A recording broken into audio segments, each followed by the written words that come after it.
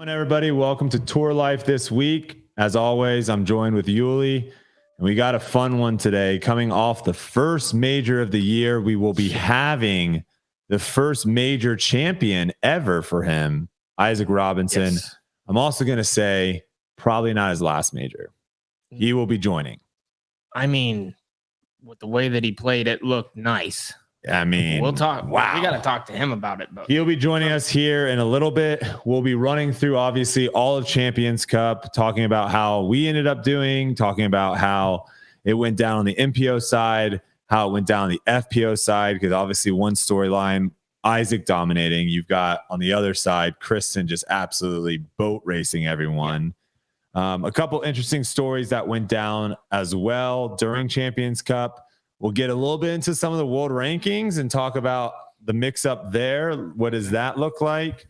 And then we'll have our Jonesboro preview, which we are currently right now in Jonesboro, Arkansas, and playing at, I would say, one of the, it might not be the most challenging courses on tour, but it is definitely one of those courses that you get to and you're like, oh, this is a fun course to play. It is, yeah. And it's separate from everything. So we'll get into that as well. The weather looks to be very nice this week. But before we get into it, big shout out. This video is actually, we don't have an ad read this week, but I do want to shout out all of our Tour Life crew members, the TLC. And I think Silas will be able to pull up the actual Uli horse, which at some point we'll probably have maybe a hat, maybe some discs. We'll do something probably with this. And I know Tour Life too. We'll have to get some Tour Life stuff as well. So you can kind of see, hopefully this week, there it is, the Uli horse design. And yeah, we just appreciate all the support you guys have been giving the show so far. It's been a blast always. We enjoyed doing it. Sorry, I am a little out of whack. I kind of got to get my, get my P's and Q's in line here because cue it up, dude. I want to make sure I can see everything and I'm not messing up. I can't see anything. I know you got no eyes. I'm the only eyes, man. I'm your eyes. You got to trust me. All right. Picks recap. Interesting picks recap from last week, mainly because the controversy, you picked an illegal player. I did. And we didn't even realize it. You picked Matty O. You switched to Matty O. And he was, did I have him the week? I picked Matty O, I think the week before. So he was an illegal player. So I believe who you picked got you points. Maybe. No, then he didn't. I picked Chris. You did. He was 11th. So you're fine. Yeah. But Matty O would have gotten you points because I believe Matty O finished in the top 10, but you don't get points from him because of the illegal pick. Gannon Burr tied 7th, got you 2 points. Obviously, again, points are doubled this week because it is a major. Switch pick did get me. Yeah, but it got me kind of. I should get negative points. You still are 100% in the sense of switching to someone that gets you points, but it was just an illegal pick. So it is what it is. Simon almost got you points, tied for 13th. Aaron Gossage didn't have a great tournament, tied for 57th. Calvin Heidenberg didn't play to his standards, I'm sure, tied for 16th. But I did pick the winner who will be joining us tonight for the first ever 10-pointer, big time. So I jump ahead, 5-point lead after last week. Let's go. The fact that we've picked, how many winners have we picked this week? How many winners have you picked? I've picked 0. Goose egg. Have I picked a couple winners this year? 3. I think 3 winners. Jeez Louise. Gannon, Calvin, and now okay. Isaac. I'm on it, dude. I know these. You got some second and thirds though. I mean, we're doing consistent. Here's the thing. A couple of years ago, if we did this, it'd be the easiest thing ever. We'd pick the same 4 people. Yep. Now a little trickier, and we're kind of killing it. It's kind of like we know what we're talking about. Dude, you know what I think we should do? I was thinking about it. I think we should just eliminate the players completely. Like you just can't pick them again. And then we go down and it'll get so hard. But at what point can you start picking players again? Maybe like halfway or something. I don't know. Because how's it going to be fun? It's not going to be really fun to pick like 3 people that are outside like the top 30. Yeah, but you could, then the points, we just up the points maybe. And then if you get one that sneaks in the top 10, bam, you get a lot of points. Do you want it? Well, I mean, Grip Lock kind of did this, which I like. It's like they call it their dark horse pick. Yep. Of where it has to be. Of course you like that. Well, yeah, obviously. But it has to be like a pick that's kind of outside of the top, whatever, 20 guys or whatever. Yeah. We could maybe finagle like a that. 10, 15 and lower. Let's go normal this week. Yeah. And then let's try to figure that out. Cause I like that. I like that, having maybe throwing in some, like, I feel like I'm already kind of doing that every once in a while because I kind of got a big lead, but it'd be fun to have an extra pick or something. Picking a winner. Yeah. Oh, this week? Yeah. Okay. We'll see about that. My time, dude. All right. Champs Cup recap. Let's go into it. The big story, I would say off the top, is how bad the quality of live was.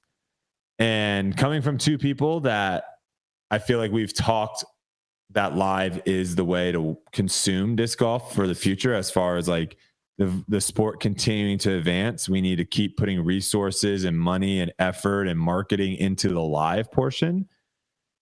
It's a tough one to take. It's a tough one to see the first the first major of the year at the International Disc Golf Center, at basically PDJ's headquarters or whatever you want to call it, and the coverage just not be what people are expecting.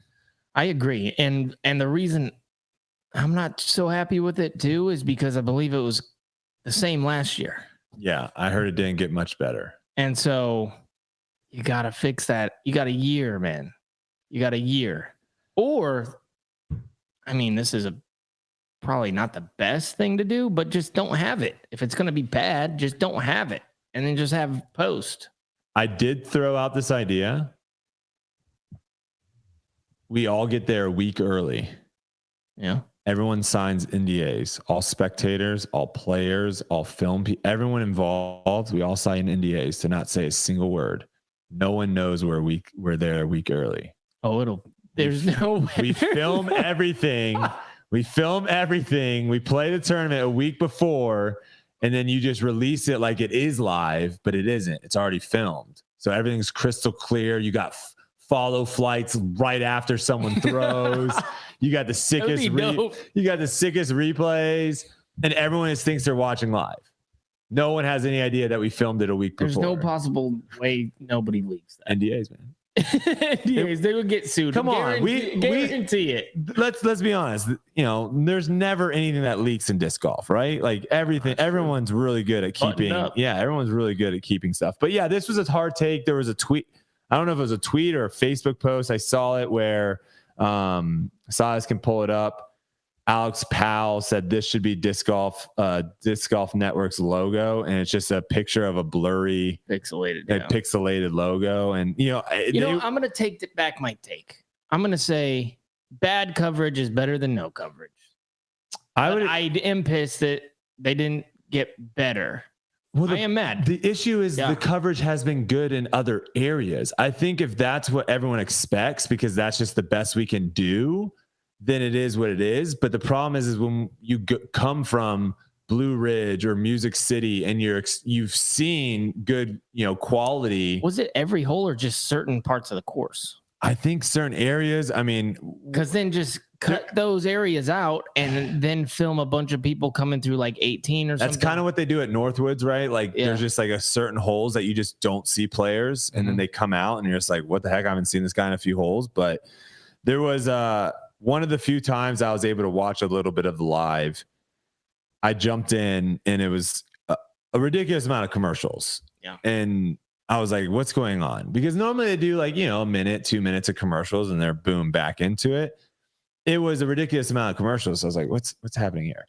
And then it cuts back to Terry and Nate in the booth. I saw the same thing. And Terry's like, all right, guys, welcome back. Sorry for having to show you that many commercials, but the good news is for the rest of coverage, we will have no more.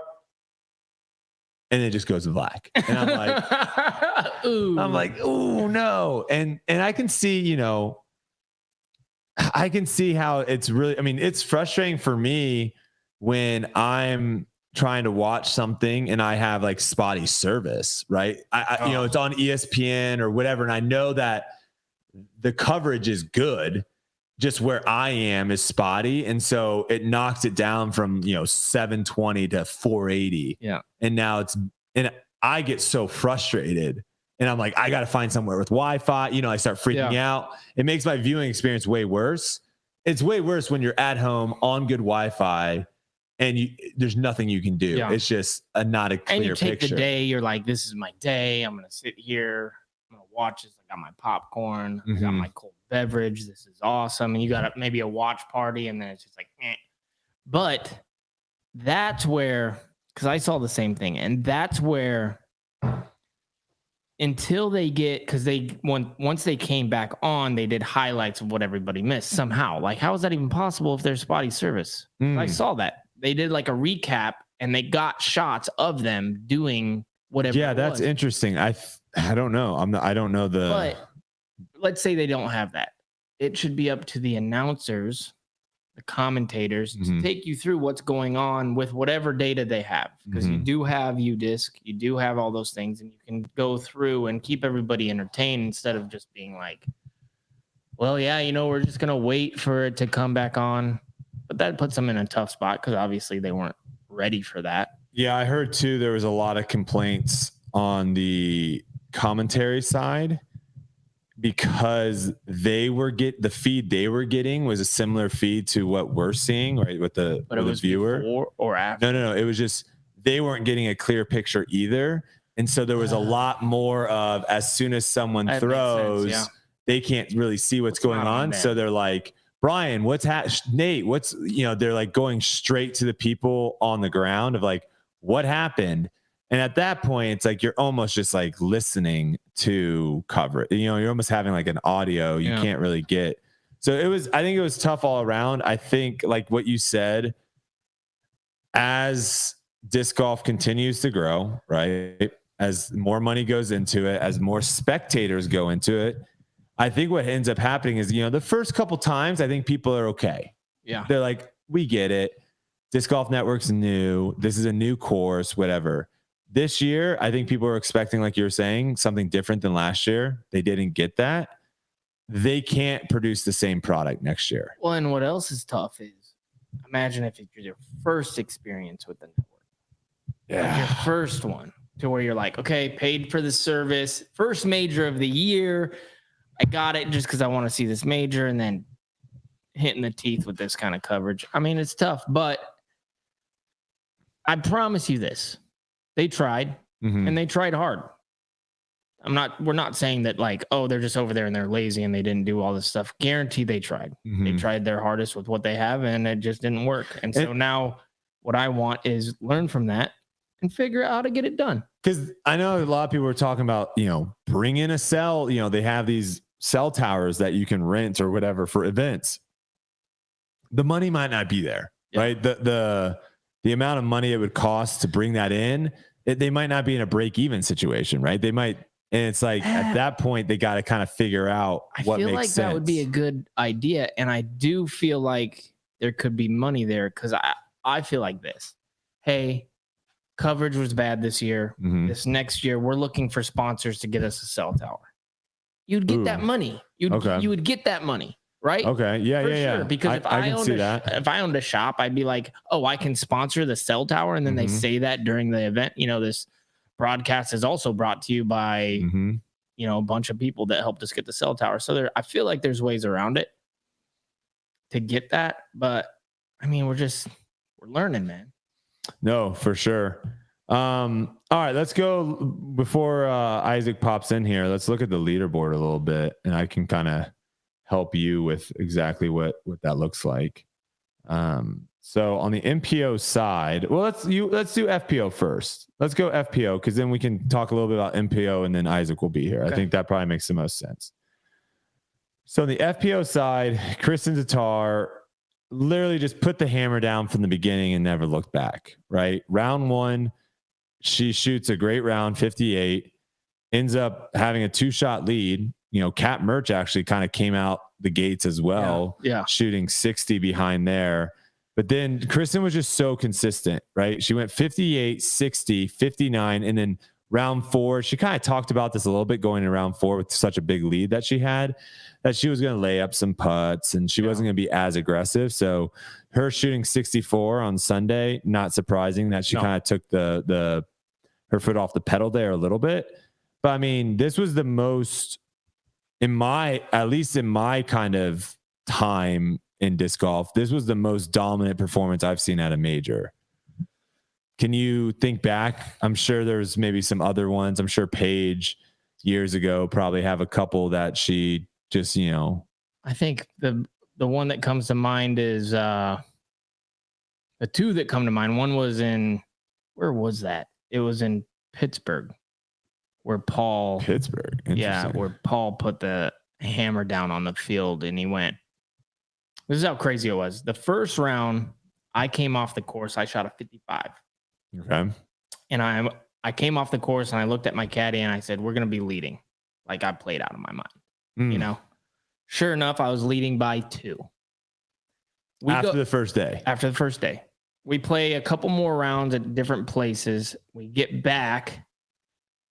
I had dropped to the second card and I was playing with Paul at the same course and he drops a 51 on the same course that I shot 55. And I'm like, oh, I'm going to be leading. And then the next round, he shoots a 51 again. I don't know how many he won by, but he was gone. You know what I mean? He went 51-51. Yeah. Just to put it into perspective, where I was like, oh no, I'm leading and I shot a 55. So I remember that. And I also remember Kenny at one of the US championships winning by just a ton. A bunch. Yeah. But that's a span of 20 years.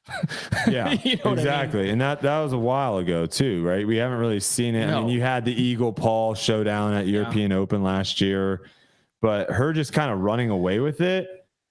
And we've seen this happen before. It's very interesting too, because at the beginning of the season, there were so many people talking about like, oh my gosh, what's wrong with Kristin? Yep.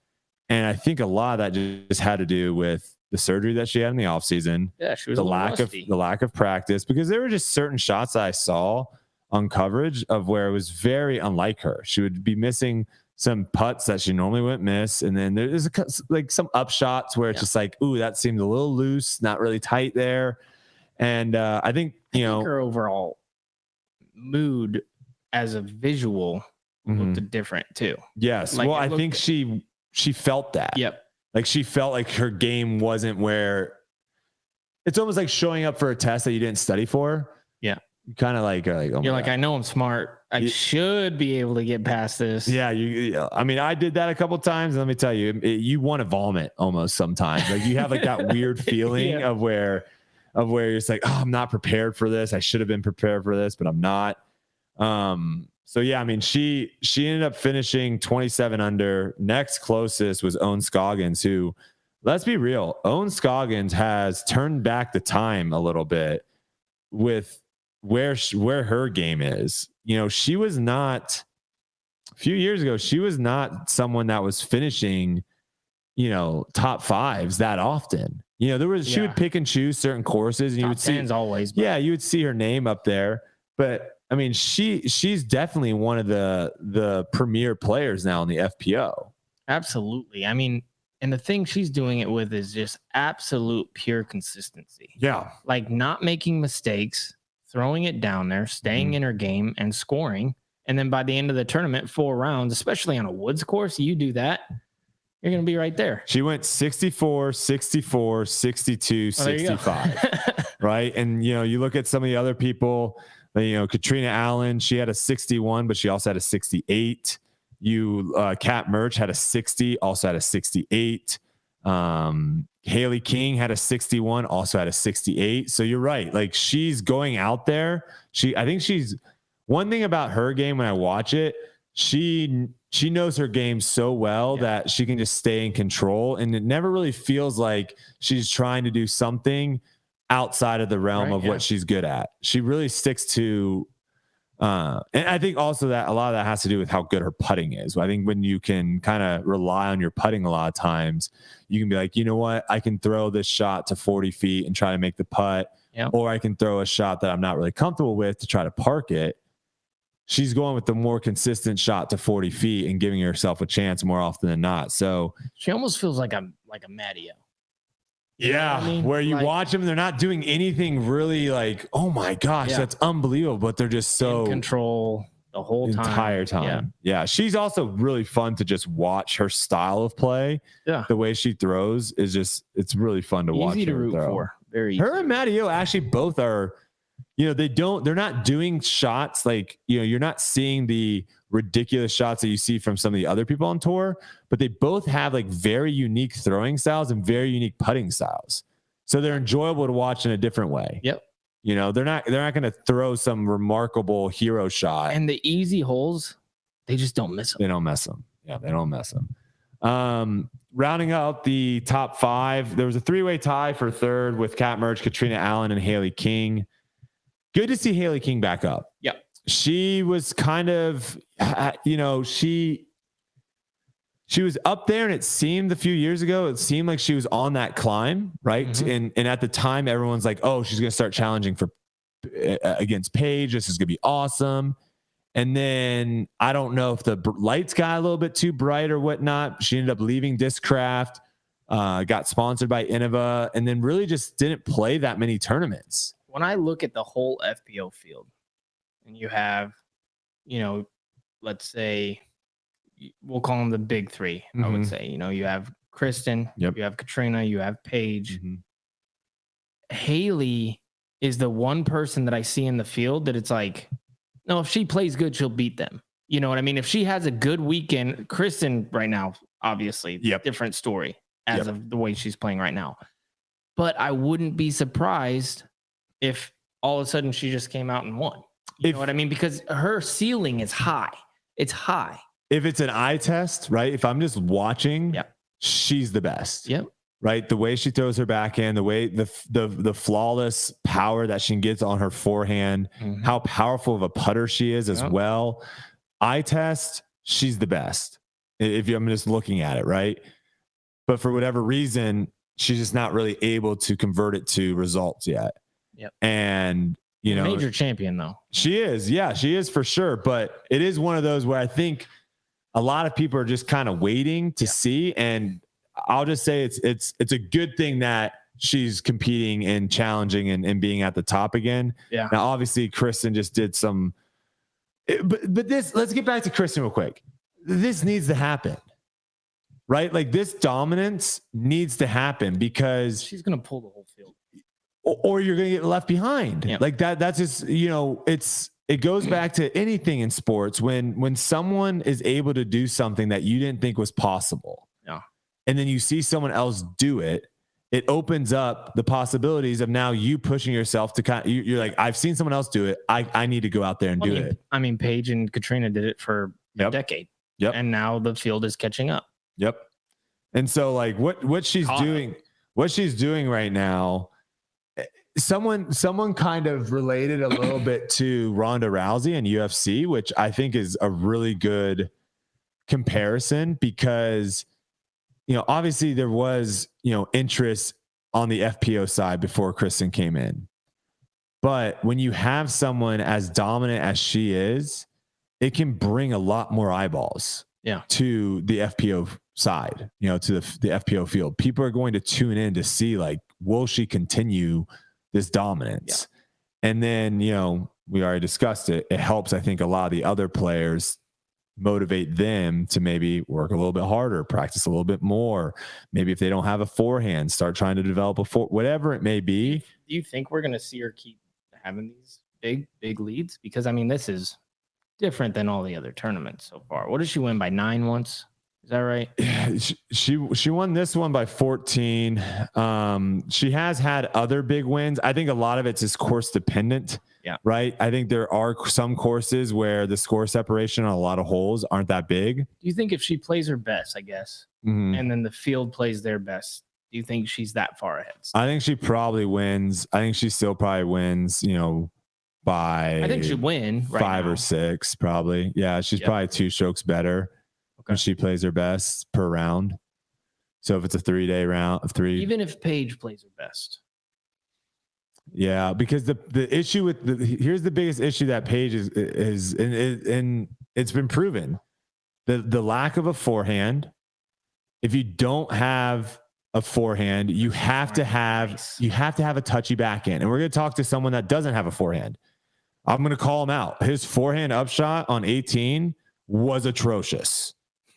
when he was finishing, like he threw his tee shot and it kind of finished on the left side rough. And it's just like a nice little forehand turn. He's just trying to throw a little forehand up to get to the grass and then whatever. I thought it was good, wasn't it? In position? It was like way short right. Like he didn't even get to the grass. Okay. And to be fair too, if you've gone a full tournament without throwing a forehand and then all of a sudden the last hole of a tournament you throw a forehand, it probably isn't the best. But we've seen. Was he here? Yeah. Don't say anything. You got it? Yeah. All right. Yeah, good call. All right, the man is showing up. He's here. He's here to defend himself. Well, you're gonna be on camera immediately as soon as you walk in. Just FYI, you're on camera. This one's we'll have you sit over there, and then these mics are kind of sensitive, so if you want to just pull this as close to your face as possible, you're good. Okay. And we've been rolling for a little bit, so we're on. So here we are, Isaac Robinson. First major champion, Isaac Robinson. Now, how does that feel? How does that feel having? Because now you'll always, Do you feel taller? He's sitting up straight. He's definitely sitting up. I'm over here like, oh my gosh. Yeah, how's that feel knowing like moving forward? When you're announced on the tee, it's gonna be major champion Isaac Robinson forever. Yeah, it's still getting used to it. But every time I think about it, I get like this excited feeling. Yeah. Like I'll go, a little bit without thinking about it. And then I'll think about it again. I'll be like, oh, dang. And then I'll get excited again. So, yeah. And I've seen you've done the round. So we appreciate you stopping by. Very busy right now. I think that's actually really smart of you, though, because as disc golf media kind of continues to grow and stuff, when you have big tournaments and stuff, I think if you can capitalize it on as much as possible, I think that's very important. And I think you did obviously a great job by, kind of jumping on a bunch of podcasts this week. So hopefully we'll ask you some questions that are a little bit different so you're not bored over there and the people listening also. The first question I guess that I have is we obviously got to play a doubles battle before, right? And you and your brother showed up with, I don't know if you knew this, they showed up with 6 discs, no bag. They each showed up with 6 discs, one of them being a putter. So me and Ezra was like, oh my gosh. All right. I guess the first question is when you're playing a course like that, where when you go through it, there are so many holes that are very similar in shots. We see a lot of people carry 20 plus discs, 30 discs. Having the ability to go through a difficult course, it's not a wide open course where you're just throwing hyzers. Do you think is that an advantage for you that you are able to just lean on a couple discs and just, manipulate the disc a little bit or whatever it is? Do you think that was an advantage for you throughout the tournament? Absolutely. Yeah. To where it's just like, you're not having to go to your bag and be like, which one is it? Yeah. I think I threw the same, probably 6 or 7 discs the whole tournament. And just like, no matter what the wind condition was, or, how I was feeling, I threw the same disc on every tee shot, I believe. Wait, was it a flex to show up with the 6 discs, or did you just show up with your bag and without a bag? Like, which one was it? It was trying to be a little bit of a flex. Yeah. Okay. They also had, like, if you go back and watch the video, it's ridiculous. Isaac basically would step up and just hit the fairway and in the proper landing zone to where you birdie. And then Ezra would step up and be like, all right, I have the, what was it, like a red D1 or something? He'd be like, I have this disc. This hole doesn't fit this shot, but I'm just gonna. And then he would just. There was a couple holes where I was like, I've never seen discs up here, and then they just didn't miss any putts, which is not surprising either. So, it was. But that's one of the reasons why I picked you last week, was seeing that round and just seeing how easy you made that course look. Because I've discussed this a little bit on, should we have majors where the winner is 40 under par? Yeah. Like, does that make sense? And I guess, what is your thoughts on that after just basically smacking the field up? You shouldn't have been 40 under par. Well, that's the first thing I was going to say. Is if you were to tell me that I would be 40 under par at the end of the weekend, I wouldn't have thought that possible. What were you hoping? Like, do you set lines for yourself kind of going into tournaments? I set like a range. So, last weekend I was like anywhere from 7 to 10 would be amazing. Per round, basically? Per round, yeah. Okay. And that was kind of the goal. And then, just birdies kept coming. So I just, kept chugging away.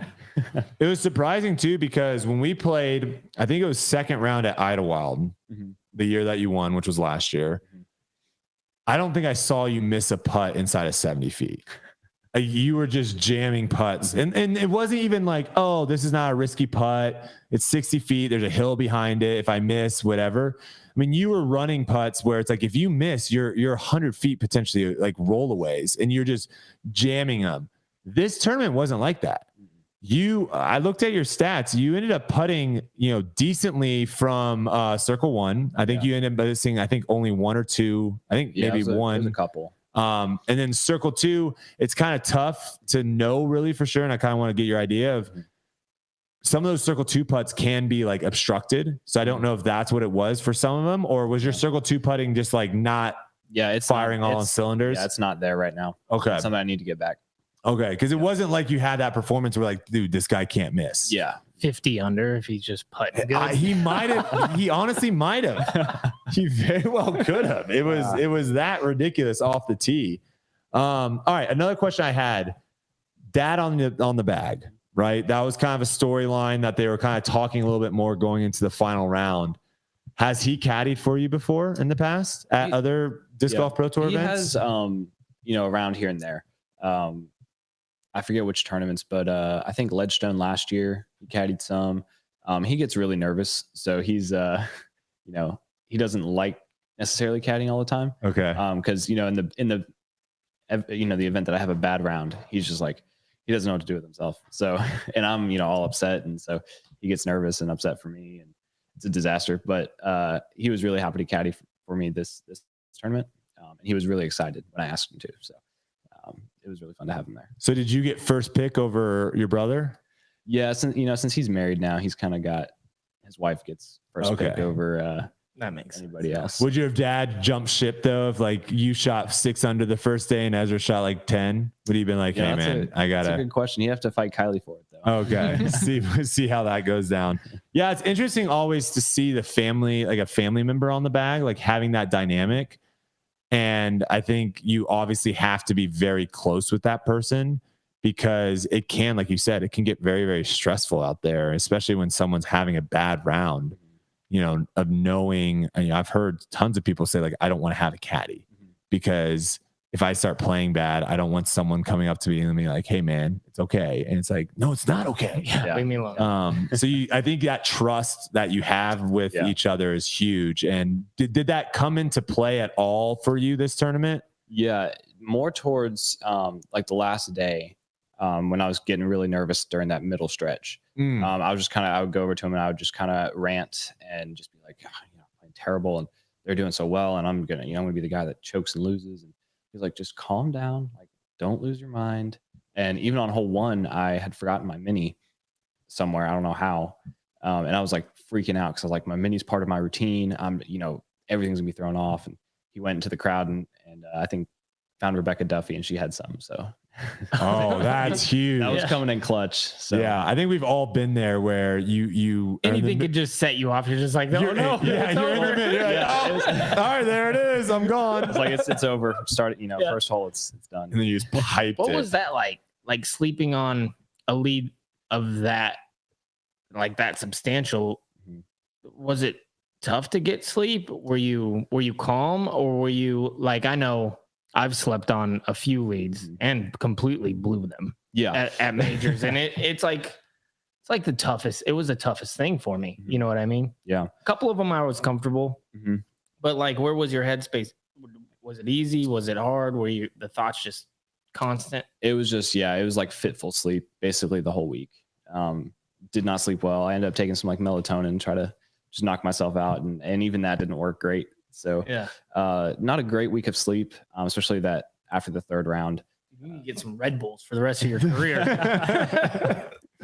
Yeah. And as far as going into like the final day with a 7-stroke lead, I still felt a lot of pressure. Yeah.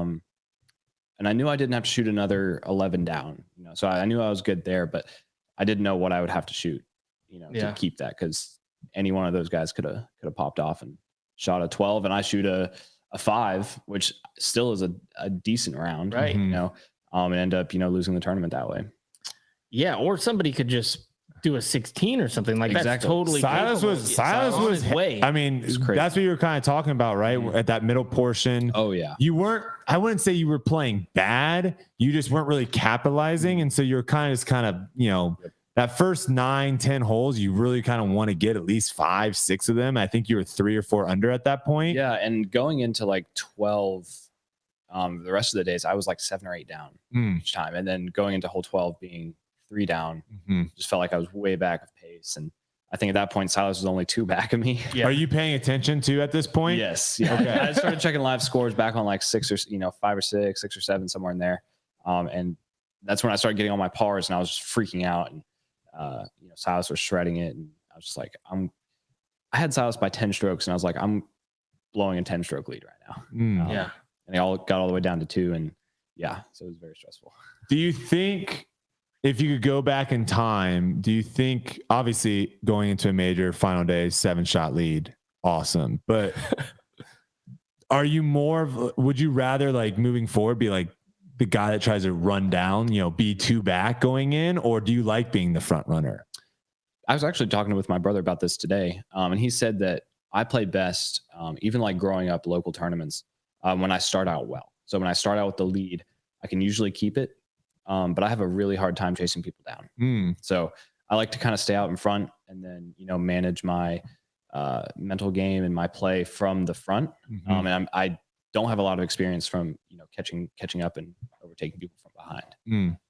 One thing too, that's really, I think that sets some of these major tournaments apart from other tournaments we play, is the last stretch, right? So you think of like European Open, hole 16 is a nightmare, right? Like you could potentially just take a huge number. Hole 17, very difficult. Hole 18, very difficult.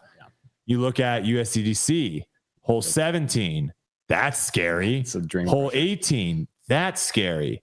This course is very similar, right? Not easy to par. Not even easy to par. Because you have 16 where it's like you step up, you're like, I need to birdie this. But at the same time, you nick that little tree, you're OB. Now you're taking a bogey. Now you're like, oh my gosh, that's 2 shots. Now you're going to 17.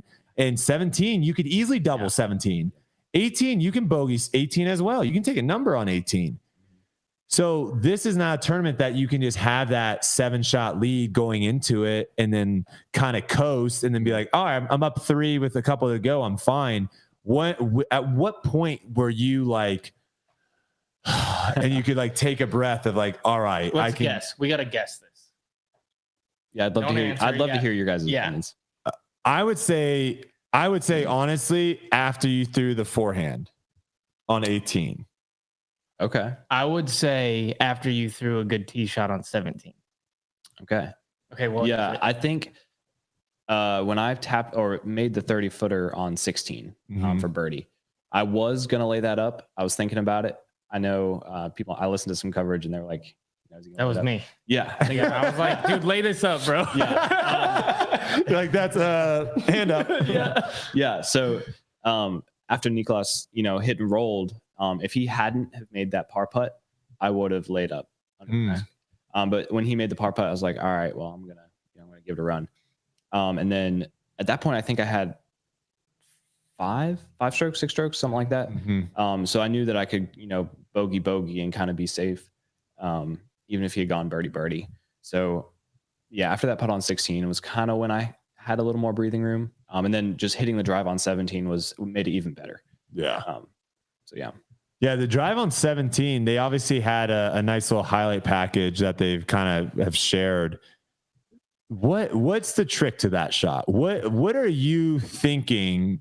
Did you see the highlight package of where he literally the first 3 days? Well, I got lucky enough because he was on Jomez every round. Okay, so you did from see start it. to finish. Okay. So I saw every shot that he threw. Yeah. So when you go back to back to back, when they have it back to back to back, and you're landing the disc maybe within 5 feet of itself, like what that is a hole I think that so many people struggle on. I mean, myself, like the final day, I was like, bro, I'm just gonna chuck a forehand out to the right. I did the crazy play out to the right because I was just so tired of hitting the first or second tree. What's going through your head when you get up on that tee pad? Yeah, going through my head, I was just making sure I was lined up on the tee pad correctly, and then thinking about what angle I wanted to hit the disc on. So I was lining up more to the right. So I was kind of aiming at the left side tree line with a slightly flippy disc and just putting on a touch of hyzer and hitting it as hard as I could. And so then it turned out to be very consistent. That flip up, and then if you hit that hill pretty straight on, it counter skips up to the right. So that was kind of the game plan. Yeah, I think that was one of the more impressive things I saw all week was you just puring that line multiple times. What I think is fascinating is like largest lead that we've seen in, we were just talking about it, like 20 years or within that stretch, there's like three times at major championships. But going down the stretch, there's still the doubt. You know what I mean? There's still like, no, I could blow this. Like and that's what like is really hard on coverage, especially for a commentator, right? People watching anything, for somebody to like take that deep dive in there because you're making it look so easy. You're knocking down these putts and they don't hear your thoughts, which is just nothing but doubt. You know what I mean? That's what people don't understand. Like people think when you're going down the stretch of a major championship and you're trying to close that you're just like, well, you're playing good. This is easy. Look how easy he's hitting the center of the basket. But making that, like you said, like I should lay this up, like type thoughts. Yeah. You know what I mean? And that's not what people are watching. They're just watching you just like throw a good tee shot, get up there, make the putt in 2 seconds, move on to the next one, hit the drive on 17. But this whole process is just a battle with yourself. You know what I mean? Of like, oh my gosh, how could I possibly blow this? And then settling down, routine. Yep. Bang. And I think that's awesome in sports in general because of what people see in here is like, oh, those guys are just robots. They don't even, there's no fear with that guy. Nothing's going on when it's actual chaos in your mind. Oh yeah. You know what I mean? And that might not be the same for a lot of athletes. Like once you do it, like Macbeth. Well, that's what I was going to say. Do it so many times. Well, here's the thing. It probably becomes easier. It gets easier, but it never goes away. No, I think that's the key is that thought may be a little bit more faint, but it's always there. Yeah. No matter how many times you do it. And it's something that you always have to overcome. Yes. I guess on top of that, did you feel like winning Idlewild last year had like helped you kind of because you've been there, done that? A little bit. I had the same like kind of nervous feeling after the first round of the Champions Cup that I had at Idlewild, where I was like, oh, this could be something big. And I just kind of had a feeling that whole week. And so it was just like, what was the feeling? Expand on the feeling a little bit, please. How did you get there? Like, what was that? But yeah, definitely like replaying Idlewild and just like how I performed under pressure, knowing that I could, proving to myself that I could do it, and then just kind of zoning out, focusing on making the shot on each hole. I'm just taking it one hole at a time. So yeah, it definitely helped having that past experience. And then where are you at now? Like, are you like, no, I'm the best player in the world, or is it just like one of those things where now no, when I'm playing good, I can compete and I can win these tournaments type thing? I know that if I'm playing my best, I have a good chance to win. Yeah. And this year's kind of been a bit of a roller coaster. Missing the cut at Las Vegas was kind of the low point. Yeah. Of course, this is the high point. But yeah, I just want to get more consistent throughout the year. Yeah. What makes a major to you? What sets it aside other than just people saying, oh, it's a major? Like, what is it that makes like this Champions Cup win feel different, I guess, than Idlewild? Yeah, that's a tough question. I think obviously just the letter M behind it, having that it named a major. But since Champions Cup is so new, it doesn't quite have that like USDGC, European Open, Worlds feeling. You know, it's kind of the prestige kind of exactly like the prestige. Things, yeah. I joked around with Gannon and Alden. I was like, you know, it's the C tier of majors kind of thing. And I don't mean that in any way negative about how the tournament was run or anything about that, because that was all fantastic. But it's just, it doesn't have that feeling of being this big tournament yet. Yeah, but in 20 years, they're going to look back at that trophy and you're going to be one of those guys on there. Yeah, and there's going to be pretty cool. Or maybe you're on there a couple times. And I'm wondering if that's like the only. I'm trying to figure out if that's like the only thing that really can set maybe the crowd, right? If the crowds get way bigger and like a bunch of people are going to be there.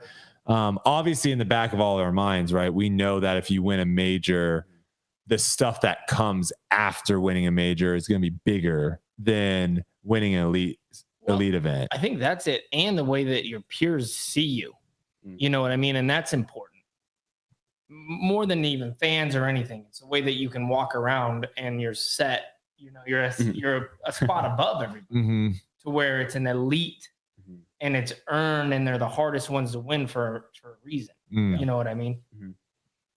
But one more thought. I'm excited for Champions Cup moving forward. I hope they keep it there because as the sport progresses, I can't help but think that the venues are going to get longer and more wide open and all that stuff. That's just a guess. And to have a major to where you're able to go back into the woods. And I was talking to Alden a bit and he was saying, he could see Champions Cup becoming like even bigger than USDGC, 20 years down the road. Just because it's at a great venue, a legend, one of the best courses in the world, in my opinion. Yeah. And then, better be. Yeah. So I think it's going great places and I hope they keep it there. Yeah. So let's talk about the course a little bit since you brought that up. It was my number one course last year after playing all the courses that we played. How many places did it drop? No, I think it definitely lost a little bit of its allure because I think when you do play a course and I'm wondering if Maple Hill will do the same thing, right? Like when I played Maple Hill for the first time, I was like, oh my God, this place is incredible. I'm curious to see what happens when I run through that again. Cause I think you kind of can have those, virgin eyes, if you will, of like, oh my gosh, this is incredible. I still think it is. And for me, I like that wood style of golf of where it's defined fairways. Yeah. And then if you get off the fairway, you have to scramble, right? Yeah. I don't like as much of like the Waco style of where we play holes where there's just like trees in the middle of the fairways as well. And you kind of have to get lucky sometimes. But there was a lot of discussion with, and I think regardless of whether you would have shot, and won by as many as you did, I think people still would have been like 30 under, I think there's more and more people that are coming from golf or coming from other kind of traditional sports and paying attention to disc golf. And they're kind of seeing some of the scores.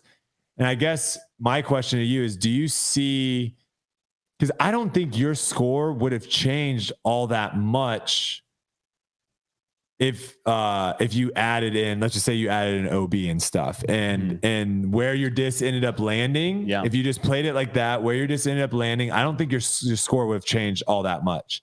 However, my argument always is like hole 17 at USDGC, if that hole wasn't played as an island and you had a 40-foot drop zone putt, if you threw it OB, I think less people would throw OB. Because there isn't as much of that, oh my gosh, if I don't go in, I got to rethrow. So my question is like, let's just, theoretical question, hole number 1, let's just line the whole left side of the fairway in hazard. Okay. You step up on the tee, you have a 7-shot lead or 6-shot lead going into the final round. Does that put a little more pressure on that drive, knowing that if you go early left, you're in the hazard, or you kick a tree, you go left, you're in the hazard? I think to your point, it does. I would probably throw a slower disc, a straighter disc. So it would change my disc selection. It would change kind of my mental game. Because like you said, it's if you know there's OB and you know that you're gonna get penalized for going over there, it makes it a lot more stressful. Because my hot take, and I would love to hear you kind of say this, because again, this is not this is by no means like trying to discredit your win. I think Champions Cup is similar to like a darts competition. Okay. And what I mean by that is when you show up to a darts competition, the person that wins is the person that throws the best that day, that one shot. In Champions Cup, you need to throw a pushing hyzer backhand and you throw a backhand turnover. And then you need to putt well. You were the best in the world, and it wasn't even close at doing those things that week. And that's what that course, everyone played the same course, right? My question is, do you feel like there needs to be more of a course management? And what you just said on hole 1 is kind of my thought. Did you play any holes differently from round 1 to round 2 on the tees? Or did you throw the same shot literally every day, round 1, round 2, round 3, round 4 on every single tee shot for the most part? The back 9, I changed up some shots. I threw mids on 14 and 15. Round 4. Round 4. Okay. Yep. Just to try to keep it a little bit. Okay. Yeah, just keep it straight. But for the most part, you were kind of just. Yeah. Okay. And I think that's kind of my question. I'd love to hear what you guys' thoughts are. Is do you think we need to have courses that put a little bit more emphasis on course management, on the because you played Blue Ridge, right? Yes. There was a lot of times where you threw a bad tee shot and then you were like moving up the fairway. You're like, what am I supposed to do here? Like you were like, okay, I could throw this crazy shot and get a putt for birdie, but like, and to me, there's a lot. I love the aspect of the scrambling element of Champions Cup, but you weren't doing that. You were hitting the fairways. Yeah. There was no scrambling. I don't think I saw you ever once scrambling. Yeah. And I mean, you made that course look so much easier than it actually is. And that's what I wanted to tell everyone. That course is very hard. No, I said it. That course is very hard. If I, in a month, if you gave me 15, here we go. if you gave me 15 days of playing multiple rounds a day, how long would it take you to get to 40 under? And it would take me a long time. You know what I mean? I'm not going to do it in 4 rounds. It would take me a long time. It would take me a long. Well, you're saying are you saying how many rounds would you have to play to shoot 40 under? Yeah, to get to there. You get what I mean? Like the tough thing is some of the rounds you're going to shoot over par, exactly. and now you're going backwards. Exactly. That's what I'm saying. Like, wow. Yeah, that's a great question. Yeah. And that's how hard that place is because it would take me a month of every day playing there, maybe to get to 40 under with how I'm playing. And I'm pretty good. Yeah. That's nuts. That score is insane. Yeah. I guess my question is just like, do you think anything needs to be done to that course, or do you think that course is completely fine? Obviously, I love the course. I think I was talking to somebody. It might have been James Conrad, but somebody was saying they cleaned up the rough on the sides, making it easier to scramble. I thought kind of that you too. Never scrambled though, like you said. Yeah, you never scramble. But that helps. That helps the people that get closer to him, right? Yeah. So I think if you let the rough grow up a little bit, that would kind of take the place of artificial OB.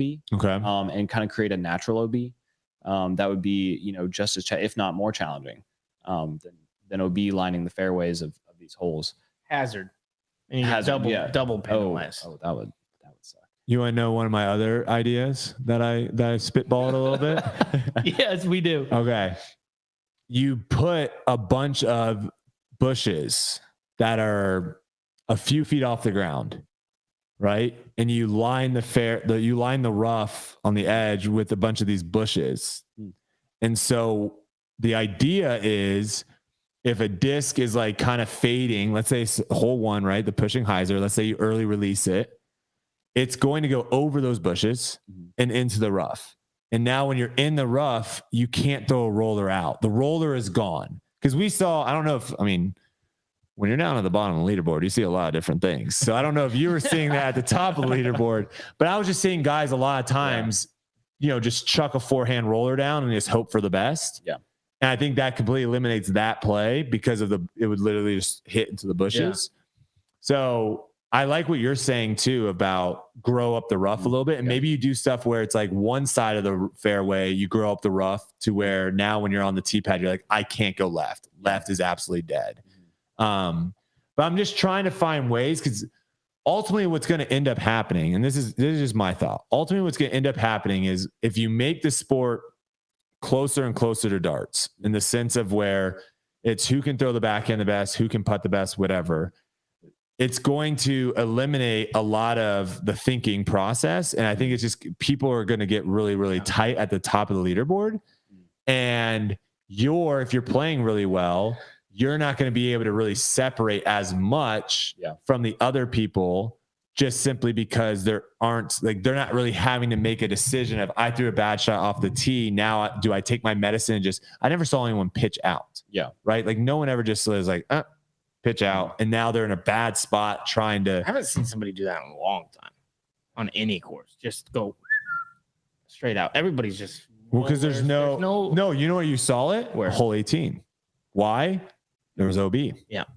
Okay. Right. Like people weren't like let's say there was no OB on hole 18. Mm-hmm. Your second shot there. Are you chipping a little forehand right there? Or are you just like tossing there's no OB. I mean, I don't know. I really didn't have anything from that lie. So, okay. And my forehand's not the best. So let's talk about your forehand. What do you want to talk about? Okay. All right. Because I got a little take here. All right, go. Yeah. I've been thinking about this a lot, especially with Woods course or just in the wide open. What I would like to see, and this is just my dream, okay, is I've been thinking about hazard. I love hazard. I want to line both fairways, but this is what I'd like. I would like there to be nothing in the middle of the dang fairway. Agreed. And if there's nothing in the middle of the fairway. Wait, are we talking about like rocks? Everywhere. Roots? Everywhere. Yes. I want, just hear me out. I want nothing. I don't want anything in the middle of your flight, but I do want the course designers to be able to bend it from left to right to where the fairway then gradually. So it forces you to throw a shot. But I also want OB on both sides, because here's what's happening. People are going to get so good that 50, 40 under is going to happen on any course. And you just proved that. Before you went into the tournament, you said, no, I don't think that's possible. Well, I think everyone thought like 34 under was going to win. That's what I heard. Every single like there wasn't anyone that thought 40 under was possible. It's just going to happen. Now, to your point, if you put OB over there, of course, it changes everything. That's why 17 at the USDGC is one of the most scary holes that we've ever played, and the scariest one to close a major championship. It's 260 feet, by the way. 260 feet, easy little shot. You'll throw. We've all practiced there. You never miss it in practice. Tournament, all of a sudden you're like, oh no. Of course. Yeah. I think last time we talked, you said you would never miss the island. No, 17. I still haven't. I missed it one time. So a little bit of a bias comment. No, that's not on the wood here. That's not on the wood. I mean, it's been a long time, but I'm always like, I need a new chalk. What do you think? What do you think about that? Like every course, I'm talking every course that we play on the tour, nothing in the middle of the fairway, nothing to kick, shoot me left. If you want it to be like, oh, there's two things here, then make two fairways and then have nothing in those two fairways. There shouldn't be something in the middle. There should not, because then you can line the fairways, because this is what I don't want to see. I don't want to see people at Jackson putting something on the left on hole one where you can throw it down the line, hit the bottom tree and kick left. The other guy kicks right and he's good. You get what I mean? I don't want a luck factor. Okay. Yeah. I want out of bounds there. If you throw a bad shot, you're going OB. If you throw a bad shot on the right side, you're going OB. But if you pure it, there is nothing stopping you from landing in the middle of the fairway. And then moving down the tournament road, everybody will be like, okay, I don't want to throw it OB. Shots are going to be shorter. Yes. Accuracy is going to be a premium. Accuracy with distance is going to be a premium, because you're going to have easier shots into the green, which also have OB around it. But there's nothing in the green. There's not little spots to where you throw it into 30 feet and then there's a tree that you hit and it kicks and it rolls out of bounds. That's what I would like. That's my take. I just silence from the guy. It's not happening. No, it's a good take. It's just, it's one of those that I think if the course would have played way harder, I think Isaac would have won by just as much, maybe even more. But his score his score might have been 25 under par. He just told you that he would have changed his whole thought process on hole one with just one side. No, I know, but I'm still saying, just watching him play, his game was dialed that week. Oh, that's going to happen every weekend. Whoever's dialed wins the tournament. Unless there's decisions to be made. Because if you make the wrong decisions, you can lose. Even if you're dialed and you step up and you have to make a decision, now you're adding in it. That's my whole thing is you're adding. At the end of a tournament, the best player wins who's playing the best because he ends up winning the tournament.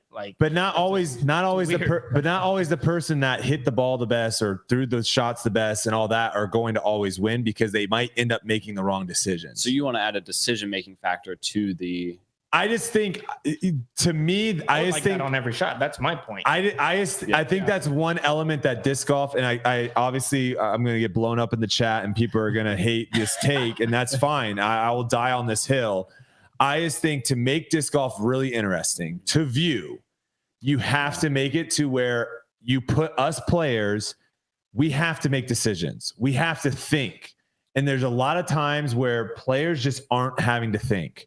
It's foot on the gas. It's pedal to the metal. Yeah. I have to play super aggressive. And then it just goes back to your point of whoever just plays the best wins because the only way to win is go aggressive all the time versus playing a course where sometimes you're like, you know what? I'm out of position. I'm going to pitch up, and then just try and make a 40-footer over.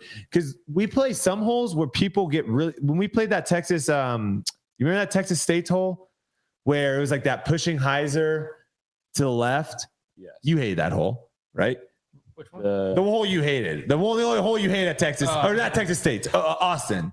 Open at Austin. The hole that you hated the most. 6 or something? Yeah. Though, out the gap and then hyzer. Worst thing I've ever seen. Here's the thing. Awful. People hate that hole. Why? Because they can't park the basket. I mean, we can't get anywhere close. But that's the thing is you kind of can. A good shot in that regards. I threw a cut roll. A good shot in that Raptor. A good I made up a shot. Well, first off, you could park it with a forehand turnover. Yes. Tough shot, but you can park it. A big hyzer or when they had that limb, I loved it because it was a nose up hyzer backhand, which you never get to ever throw. It was literally an ultimate Frisbee throw is what it was. Okay. And I was able to get in the circle multiple times in practice because it was a very specific shot. Mm-hmm. But when we put my point is when we put a hole on there and people play it and they're like, I can't park this hole. This hole sucks. Or you put it and you're like, I'm 20 feet away from the basket. I have no putt. This hole sucks. Mm-hmm. We're now like making it to where I just think we're making disc golf too easy, right? Okay. If you're really freaking good at throwing a backhand, which you are, I think you would want to make the landing zone to make a putt smaller because that's a bigger advantage for you than me because you throw a shot, let's say like you throw a shot exactly where you wanted it and it lands 15 feet away, you make the putt, you go on. I'm aiming at the basket to park it. I shank it 40 feet left of my target. I make the putt, we get the same score. Yes. Yeah. It doesn't seem fair. That's my whole point. Yeah. Versus if the left side was bad and there was trees and I don't have a putt. Side. What? And right side. Okay. But if you make it to where a certain quadrant of the green is unputtable, someone like in your skill that can land it where they want to within 5 feet, you're going to have that birdie putt way more. And there's going to be times where I shank my shot and now I can't get the same score as you. So now all of a sudden we've built this score separation where you're rewarded for better shots. And that's all I want. I just want people that they get rewarded for great shots, good shots. They don't get rewarded as much. Bad shots, they don't get rewarded at all. And then very bad shots get super punished. And I think a lot of times in disc golf, we don't have that at all. A lot of scores. Yeah, not really. And let's just, and this is kind of, this is just one of the things I always love to look at is I always love to look at like the PGA, like does the leaderboard and it's, so they circle the greens, they box the grays. You bogeyed 18. I don't think you would have bogeyed 18 I don't think you would have bogeyed it if I had to make that putt. Correct. Yeah. So you had no bogeys. You had a bunch of pars. I had one on 11 first round. No, sorry. I meant I'm just looking at the final round. Oh, okay. I'm just looking at the final round. Okay. You had no bogeys, a bunch of birdies, and a bunch of pars. Eagle, no bogeys, a bunch of birdies, a bunch of pars. Nicholas, no bogeys, a bunch of birdies, a bunch of pars. Silas, a bunch of birdies, 2 bogeys, and then some pars. Matty O, no bogeys, a bunch of birdies, a bunch of pars. That's your top 5 right there. Now, obviously, those guys are playing really, really well. My point, though, that I'm trying to make, I guess, is when we're playing a hole and the only score really, if you're playing well, is a bogey or a par, the score separation, it's tough. Yes. Right? Like I'm sure you probably played some holes this week where you're like, I played that hole way better than this person. We got the same score.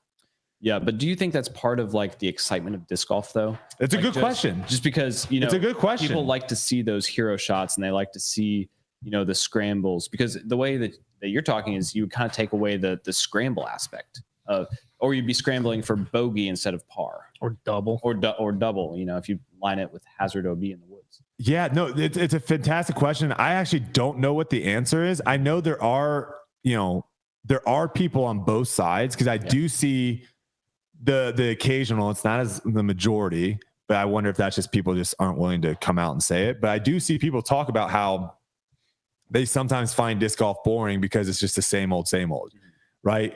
You just see people, you know, we have 4 people on cards. You see the same shot all 4 times, back to back to back to back. Yeah. And there's not as much variety, I guess, in it.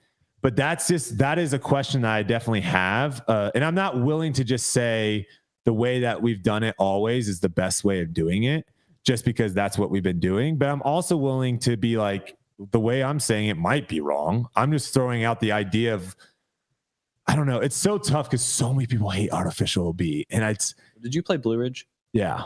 What'd you think about that one? See, I thought that course, I was so stressed out the entire round. Yeah, I frankly loved it. I think some of the OB was a little strange, and I think the drop zones need to be correct. I think some of the drop zones made the score separation not good. Well, yeah, because I could hole 15, for example. Yes, the forehand hole. Throw it backwards and get the same score as somebody who threw like a decent to throw shot. A good shot. Yes, and didn't make it. No, I agree with you. Like, there definitely is things that need to be tweaked. But there was never a hole that I stepped up to the tee and I was like, who doesn't like artificial OB? Here's the thing. Listen, a lot of people. No. I get people all the time. No. The comments are going nuts right now with the artificial OB. On the pro tour. I'm talking about professional players on the pro tour. I think there are some guys. Some, but what is the majority? That's a good question. I don't know. I would say, well, it just benefits favorite course. It just benefits the better players. That's the thing that I don't get is everybody's favorite place for the most part. If you were to do a poll, what's your favorite tournament to play? I feel like it's going to be Fox Run and Brewster combined. They both have OB everywhere. Yeah, Brewster has a lot of OB. Yes, and then USDGC is going to come in, and that's everybody's favorite place, and there is OB on every single hole. So I think there's a lot of people that hate USDGC though. I think there are a lot of pros that don't like it. They think it's gimmicky. They like how many? That's what I'm saying. I would say out of the top 30, I would say maybe a third. I've heard a lot of people say they don't like it. I have not heard that from a lot of people. All right. Have you? I have not. I'll have to start asking. Yeah. I definitely have heard some people say they think it's gimmicky. And this is what I will always say about artificial OB. I think the thing with artificial OB that a lot of people just don't like is it's, one, hard to see on camera. And 2, they don't, I guess it's hard to see like where the OB is, and then it's hard to see whether the disc is in or not. Golf too.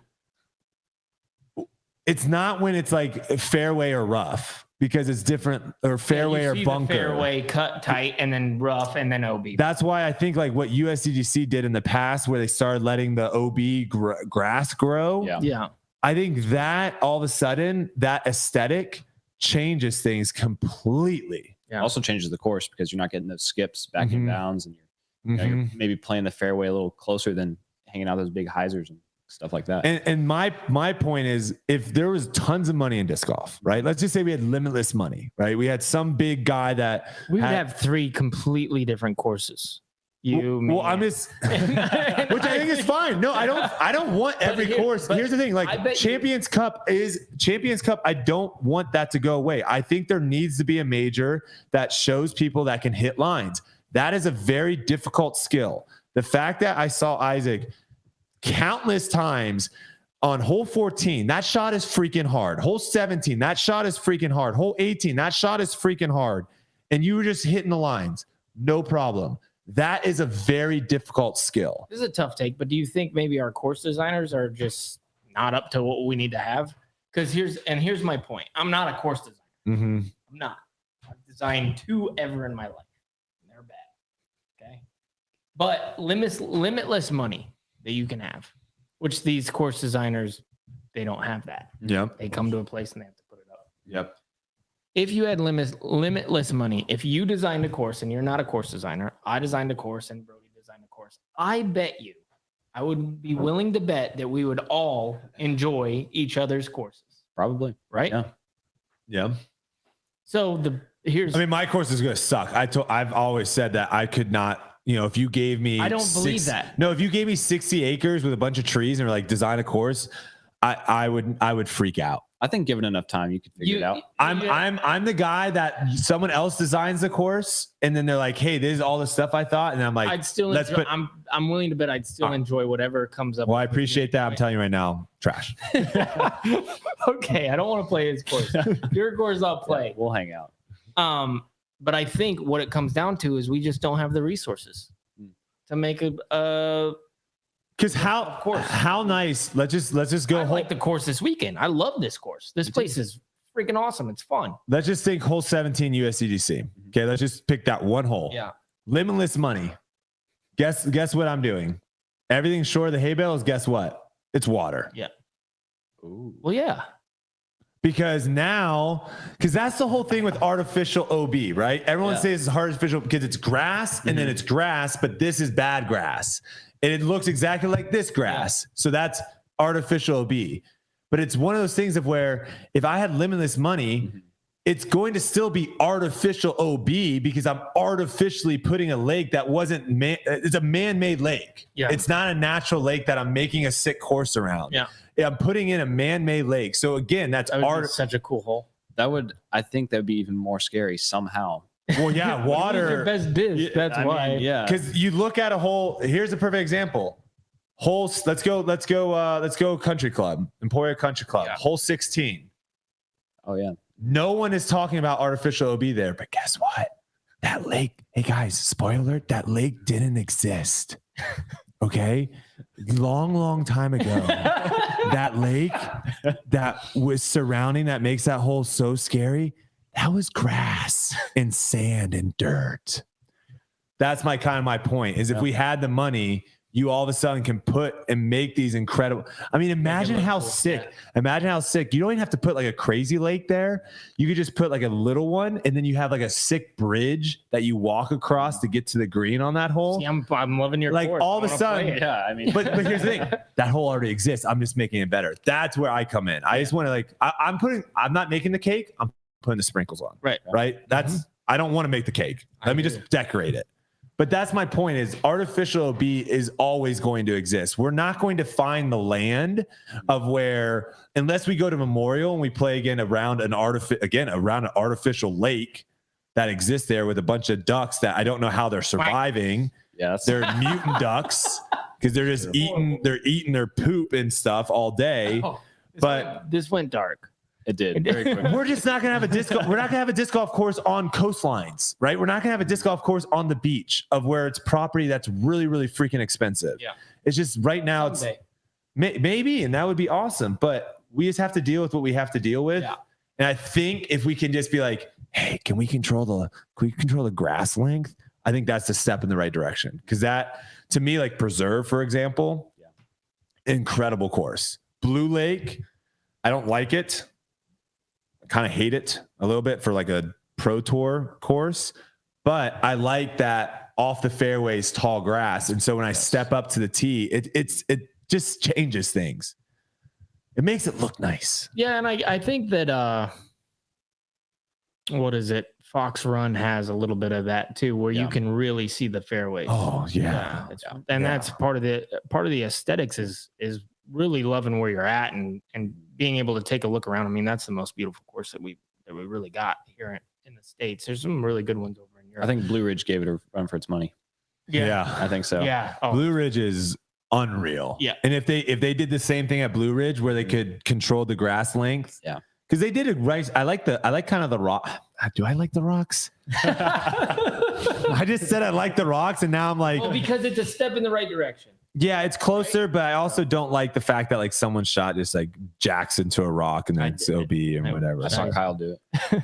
All right. Anyways, Let's get back. I want to get back to Isaac because I think he tried. I don't know if he tried or you tried. Someone tried to get away from the forehand thing. So I want to get to this forehand thing because I think this is such an interesting thing.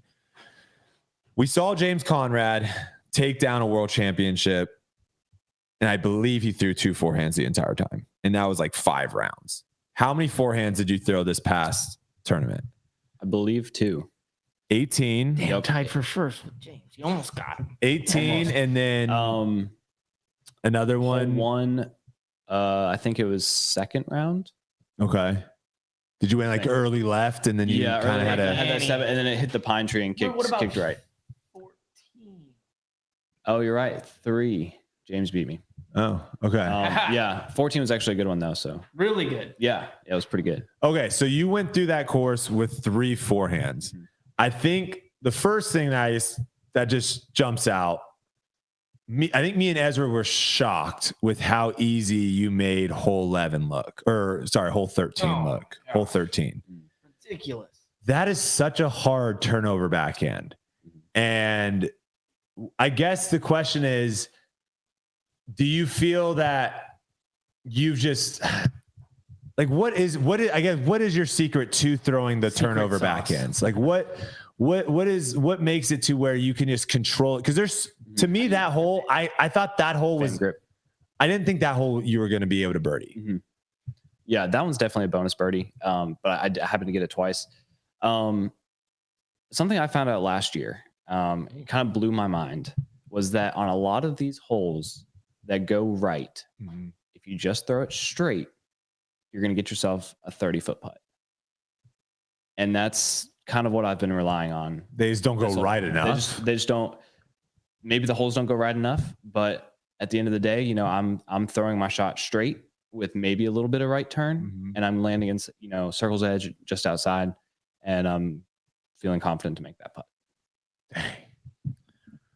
Dang, I thought you were going to tell us something better. I thought I was going to get like a super secret of the thing. Yeah, I think I think you just being able to dissect courses, and also That was simple. I just thought I picked you to win. You did. I picked you to win. Okay. Was this before or after the doubles? Before I got 10. Oh, it was right after the doubles round. Okay. Yeah, I got 10 points. It was big. Well, he picked you in his top 3.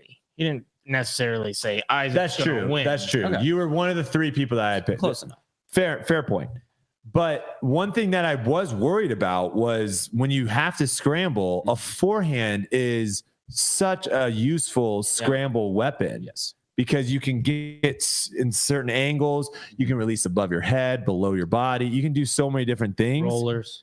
And I think you just threw your tee shots so freaking good that it just didn't matter at all. Yeah. Is that something though that I guess as you develop your game more, because we're all trying to get better. As soon as you decide that I'm good, I don't need to like work on anything, that's when you start getting past. What's the future in your game? Like, what are areas of your game? Is that something that you're thinking about in the off season, whatever? Like decent. It's not like when he throws it to where I'm like, ugh, don't ever throw that again. Like, yeah, it doesn't seem like You're not hiding your eyes or anything. Yeah, it doesn't seem like it's bad. Like if I were to compare you to Conrad's, like Conrad's is bad. He'll tell you that. But yeah. he can get it there. It just doesn't look great. Okay. You know what I mean? Yeah. But yours actually comes out clean and it's not like wobbling all over the place. You haven't watched me enough.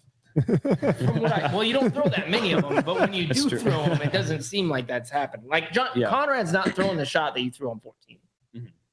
Okay. Like that big Anheuser that's, you know. That makes sense. Yeah, that right, you know, that's obviously a very obvious hole in my game. This past offseason, that was a goal to work on the forehand, and it just didn't happen. But I've slowly started kind of working it into my warm-up routine to where, you know, I'm at the net and I'm kind of flicking them in there just to get warmed up. And, you know, out in the field, just throwing the pitch forehands from like 150 to 200. And I feel like I'm slowly getting better and better.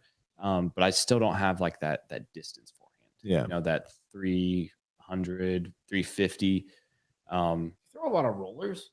Or no? No, usually if I throw a roller, I'm throwing another roller, and it just like compounds on itself, and it's just like it's really bad. So if I'm throwing a forehand roller, it's a that bad goes shot. left to right hard, except for the Anheuser. Basically, yeah. And I've been in bad trouble sometimes. Yeah. No, it's definitely one of those things where I think how good your backhand is and how good your putting is, especially when you're on, if you can develop that 300-foot forehand, it will just make certain holes a little bit easier, make certain upshots a little bit easier. And it's just all about like removing that stress. Yeah. And scrambling, like there's been times where I felt like my forehand was pretty good. And I just felt like almost invincible on the course where I would throw a bad shot and I'd be like, oh, that's fine. I have a forehand. And, I'll hit the upshot or whatever. And so scrambling, that's what I'm really missing right now. Invincible. Whew. That'd be cool. Putting. I think that's something, not just because you're so good at it. I think also the style, the way you putt, I think is very captivating to a lot of people. It's very unique, similar to like a Gannon Burr, right? The way that he putts. How did you always have that kind of just quick, down and up, snappy putt? This is so funny. I played. Do you remember playing with me at the USDGC a few years? The first time, yeah. Yeah. First time I ever played with you. I remember thinking like, take your time. I'm not kidding. Like he was just absolutely shredding, and I'd never seen him before, never. And so this is at a time where like there wasn't a lot of great players, Yeah. And you were playing with the MVP at the time, right? Yes. Yep. And I remember you would just go up there and just rip, and it would just be like on a crazy Anheuser angle, and it'd flex out, and I'd be like, I think he accidentally did that. I think he's accidentally playing good, like because he shot like a 59 or something. I think it was like 7 or 9 down or something. It was nuts, Yeah. and he didn't take any time. And I remember thinking afterwards, he just lucked into the luckiest round of his life. Like I thought that you just played out of your mind. Not a lot's changed. Like you're still very similar. You have slowed down a little bit. I have, yes. For sure. But I just thought that would be a funny story to tell. Yeah. I do remember that. Yeah. Yeah. So your putt. Yeah. Basically, no, you're fine. The question, the putt of have you tinkered with it throughout your career, or is it just that's what it is? Early on, I believe I was like 14, 13. And I was just like, I'm going to stick with the same putt. I was like, I'm going to do whatever feels comfortable, whatever feels right for me personally, and just stick with that and just perfect that. Man, I wish I would have done that. So it's something I've had for a while. Do you care to share kind of your putting practice? Like how many reps are you getting in? How many times are you doing it? Not a lot. Yeah, I mean, well, you kind of get to a point where you like so good at it. Well, not necessarily. Where you just have to maintain instead of practice. And so usually I try to practice, anywhere from 30 to 45 minutes every couple days. Okay. Or every other day or something like that. Okay. And my putting practice looks identical to what I'm doing on the course. I'll grab my 2 putters and I'll just putt, walk to the basket, grab and walk back, putt. Just like over and over and over, for that 45 minutes or so. Dang. What are you thinking when you're putting? I'm usually, you don't take a lot of time. So what do you think? Are you just thinking target, bang, go? Well, actually, I've kind of talked to a couple different people about this, but when other people are going, I'm thinking about my putt. Yeah. I'm kind of lining it up, looking at the wind, looking at what their putt's doing, looking at the terrain, the branches, all the sorts of, everything. And then when I step up, the only thing I'm thinking about is just putting in the chains. Yeah. So I've kind of done all the pre-thinking and then I just step up and. Sure. Are you specifically looking at, people talk about like, I'm looking at this link and you're trying to hit that link. What are you just kind of looking at the chains as a kind of general target area? General target area. Do you envision like the whole flight? Like, do you are you thinking like I need to get it up here? Because that's something that Gannon's talked about a little bit, where he kind of thinks like I need to get it this high above the band for it to drop in. No, a lot of times I'm just thinking like get it above the rim of the basket. So just give it enough height, give it enough speed to get to the basket. Because your putt is not as nose down as Gannon's. This is very nose down. Yeah, so you're kind of more of a direct. Who's a better putter in your opinion? When Gannon's on, he doesn't miss. Yeah. Yeah, but I can say the same thing with you. I literally played with you and you didn't miss, and it was so annoying. Gannon's is something else. It's deep too. Yeah. Deep on the line. It never comes off the line. Do you think your putt similar to kind of like Eagle? Because I feel like you guys have similar, like the kind of floaty. Also, you guys don't fully extend. Like Eagle kind of finishes here, and you kind of do the same thing where you're like your arm, you're not completely extended at the basket. Yeah, I haven't watched Eagle putt a lot, but I could see that. Yeah, where you're just kind of nuts. I got a question. Yeah, go, because I had one more and I kind of just forgot it. Okay, perfect timing. Yeah. With your brother, didn't he used to be better? Like back like a few years back, he reached 1028, and I was still in like the 10 teens. Yeah, 10 teens. Yeah. And so, what was that like? Kind of like battling, and what is that relationship like now? Because and I've seen him trending too. Yes, like he's getting better. I played with him actually first round this last week, and he birdied like 7 in a row or something. Got 9 pars in a row. It was crazy. But that was kind of an interesting question I wanted to ask you. Like, what is that like, brother competition? And then, like, what was that like? Because now you are better than him and you have more titles. And do you think that your brother is going to get there as well? Yes, I think he can absolutely get there. He has all the skill sets, and when he, when we're playing local tournaments back home growing up, it was always us two kind of in the front. There'd be a couple other people kind of keeping pace, but if I was in the lead, there was nobody I was more scared of. It didn't matter how many strokes I had than my brother. He just would come out of nowhere. The final round, he was always going to shoot some ridiculous number. And catch me. What's the age gap there? About 18 months. Oh, okay. Yeah. So you guys are very, pretty close. Holy smokes. And I'm assuming there is no thoughts of doing anything else in the near future. You're 100% disc golf. Yeah, for the near future, for sure. Yeah, and I guess this win too probably helps a little bit more, kind of solidify being able to be out here. Yep. What is your current what's your current situation with sponsorship? You're like, how long are you? What's that deal? So I'm signed with Prodigy through 2024. Okay, through next season. Okay. Yes. Dang, they got a good deal. Yeah, because that's like if you win a major and then all of a sudden you're like, this is a they've kind of been sneaking these. They're good at like they're good at like this. I think this guy's about to win a major. Let's lock him in for a few. Yeah, exactly. But I am interested to see the offers that I'm getting towards the end of 2024. Yeah, and I think you should. I think that's one thing that definitely needs to happen more. Do not look before then, because bad things happen. I've seen that firsthand. Well, no, I think as it's coming up, right? As no, the it was end more of a joke. It was okay. a joke. Yeah. We're all in the obvious here. Yeah. I was just dropping a little joke there. All right. Gotcha. All right. I guess I have one more question for you. I think this has been great too. I think our audience also is a little bit different maybe than some other audiences. And so I think it's awesome for them to get a little bit more of, who you are and how your game is. I think it's so fast. I think that's one part that I think a lot of times just gets missed, is just getting the nuts and bolts of like what goes through a player's head. And I think to me, that's really fascinating. Hopefully that's fascinating to other people. So first off, I think you did really awesome job jumping on here with us, us buffoons, and dealing with our questions. So we appreciate that. I guess the last thing I have, and then Uli will hit you with one more and we'll let you go here. Pet peeves. This is that you probably have already known with Gannon and Alden. Pet peeves. Did you come prepared? Do you have anything? I did, actually, off the top of your head. Yes. And this actually has nothing to do with two of my best friends who do this all the time. Okay. Let me just previous. I'm not talking about anyone specifically. Not singling any two people out. Yeah. But chalk bags. When you're on the tee, and I experienced this like all the time last weekend. Chalk bag, dust in the air, right in my face.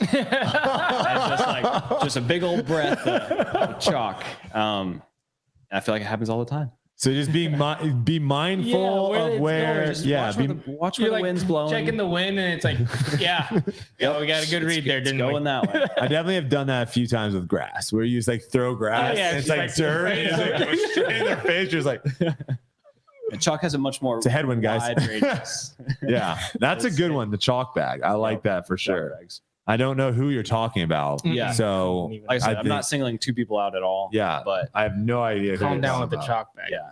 All right, Uli.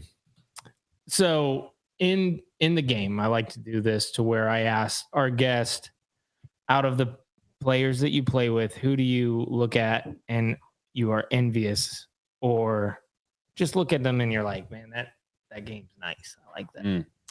That's a good question. I think right now, Aaron Gossage is a guy that I really look up to, both his skill on the course and his attitude on the course as well. Yeah. The guy crushes. He throws 550 pretty easily. Massive forehand, massive backhand. Overall, just a great player. And that's something I would like to.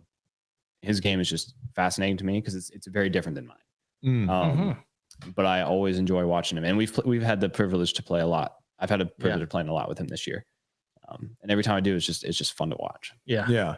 You're an interesting one too, because there are those like woods players that look like they're just so smooth and slow, and there's carving lines, right? Like Kale kind of like pops to my head of where he doesn't look like he's ever really throwing that hard, and your like flexibility and your reach back and your follow through. I mean, there you end up getting to where your like shoulders are completely rotated, your arms like way back in here. And I think that's so, the contrast between the two is just so fascinating to watch. Like Niklas is kind of a little bit more slower and smoother. And I just loved watching that contrast, the final round between you guys, of just seeing you just fearlessly coming up to tees and just smacking. You have James Conrad too, which is another. And James is like, he's like a whole different element, because his is like, yours is like slow or like kind of quick, and then at the very end it's just very, very violent. And his is just like this slow, like moving train that's just like, and then at the end it's just like launching him off. And so his form is so interesting, because he's one of the few people I ever get to like a tee pad and be like, James isn't going to like this one. I don't say that about anyone else really, but he's definitely someone that I see that. So, all right, well, we'll let you get going here. We appreciate everything. Guys, if you're watching right now, make sure you follow Isaac on his social medias. On Instagram is probably where you're mostly at. Facebook too. And then do you have anything right now? Like, is anything happening? Kind of, you want to break any news with Prodigy, discs coming in? We got 3 new discs. Well, not new discs, old molds, but new stamps and stuff celebrating the win this weekend. Okay. And I think we have those are out already. I believe so. Okay. Yes. Where can people get those? Just prodigydisc.com. Okay. They're on the site there. And then also we're having kind of some new things drop, I think this weekend. For a lot of the team players. So fantastic. A lot of team swag dropping and different people getting customized things. So be on the lookout for that. And that's fantastic. It's gonna be fun. Well, we appreciate it, Isaac. I think that win, I mean, I love watching like good disc golf, but when it happens to like someone that's like a good human too, I think that's just like a cherry on top. And, I've gotten to know you a little bit over the last couple of weeks, a little bit more too. And I just have to say, like, it's been really fun to see your success, and I'm just super happy for you. And that was an awesome win, dude. And I wish you all the best, and we appreciate you coming on. Thank you. Thanks for having me. Of course. It might be like a little awkward now because you're just kind of like walk off in the background. You can walk off music. Like a little, maybe Silas can cut to something real quick as you kind of walk off, but we appreciate it and hopefully have you back on soon, man. Thank you guys so much for having me. All right, brother. Take it easy. Have a good one. Good luck this week. All right. Major champion, Isaac Robinson. He's going to love hearing that in the future, I'm sure. That's gosh. Shut that one down. Yeah, let me shut that. That's the middle. Talk to you real quick, Uli. These are the ones. Yeah. All right. We're in. We're good. All right. Sweet. All right. Wow. You know what? I love this podcast too, because I'm trying to think of I love analogies. Obviously, people know this. I'm trying to think of a good analogy. We like do we butter people up a little bit? Because, some people come in and it's like a lion's den and they're a little bit nervous. Yeah. And you could see him starting to get more and more comfortable throughout. Yep. And as he was over, because he's a funny kid. When we were playing with him and his brother, like he's a funny guy. Yeah. And it's always nice seeing people get a little more loose. And I mean, I didn't realize he was as young as he was. I thought he was, because I think Ezra's like 18. Really? Or 9. Yeah. Ezra can't he can't check into hotels. What? I think Isaac might be Isaac might be 20. Wow. I should have asked him. I believe he might be 20 years old. Okay. And I mean, you got to think like winning your first major and then getting thrown into a bunch of different things. Like that's got to be kind of a little nerve wracking a little bit. So I don't know that 20 people are saying 21, 22. I mean, that's young. Yeah. That's extremely early young. 20s. So I don't know. That was a really cool one. I liked having him on. We're going to have him on again because it's always fascinating too to hear like his style of game and how he's able to just freaking dominate certain courses. Incredible. All right. Let's get into a little bit real quick. We were kind of going through the FPO leaderboard last time before he left. So I do want to kind of talk just a couple more things there before we move over to MPO. You had Holland Hanley, who is turning into kind of a staple, man. We kind of talked about her from the beginning. She's talked about her work ethic, how she feels like she works harder than anyone else. And I think she also, the one thing that she has is that belief. I think she does have that belief in herself, which can really propel you far. And I got to say, man, I mean, she finished in 6th place, 5 shots out of 2nd. She's having herself a season. Yes, she is. It's impressive. It is. I think I wouldn't, well, with how, again, it goes down to how good Kristin is playing. But if she was out of the picture, I wouldn't be surprised at all to see her win. And she was challenging Kristin. She's challenged Kristin earlier in the season when Kristin was kind of a little, off. And I guess I wouldn't be surprised if she won now. But in a few years, she's learning fast. Like she's dedicated, like you said, she's learning fast. I mean, the whole FPO field's getting. Honestly, she probably actually should have gotten 2nd. Now I'm looking at her scores. She went 64, 63, 63, and then shot a 70 final round. So maybe a little Sunday jitters at a major. That's good. Yeah. Get those jitters. Yeah. Learn from them. Yeah. So we got Sarah Hokum, Henna, and Ella all finishing in the top 10. So good performances from them. As we slide down the leaderboard, I saw Allie Smith. I believe this is a ultimate Frisbee transfer. Yep. So that's a name to maybe keep an eye on. She shot even par at 11 under. That's a pretty impressive, like someone that just kind of switched over not that long ago. Missy Gannon, kind of surprised. I thought she would have finished a little bit better. Yeah. Maybe just had an off week, shots 4 over, finishing at 17th. I felt like the course, that kind of style of course probably suits her game really well. Her being kind of in it last year too. Yeah. So that was a little bit surprising.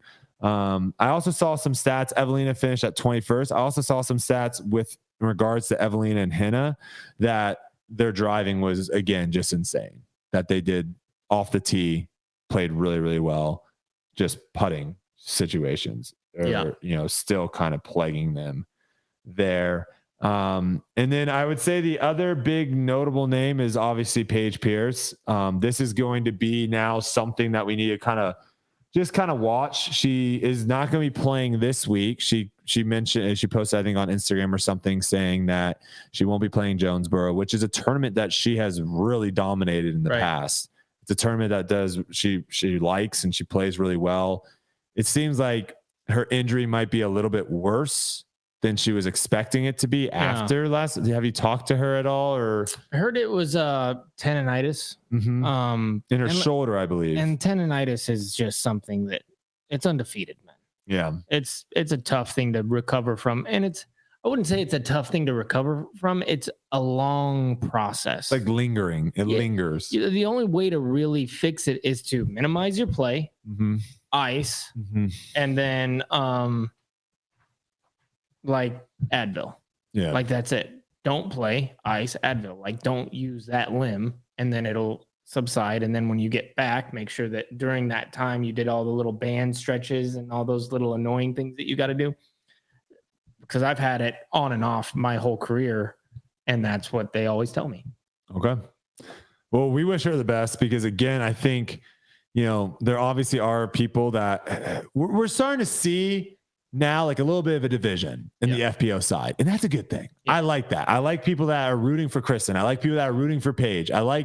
And I think nothing would be more exciting than those two coming down to the wire, duking it out and just going shot for shot. Yeah.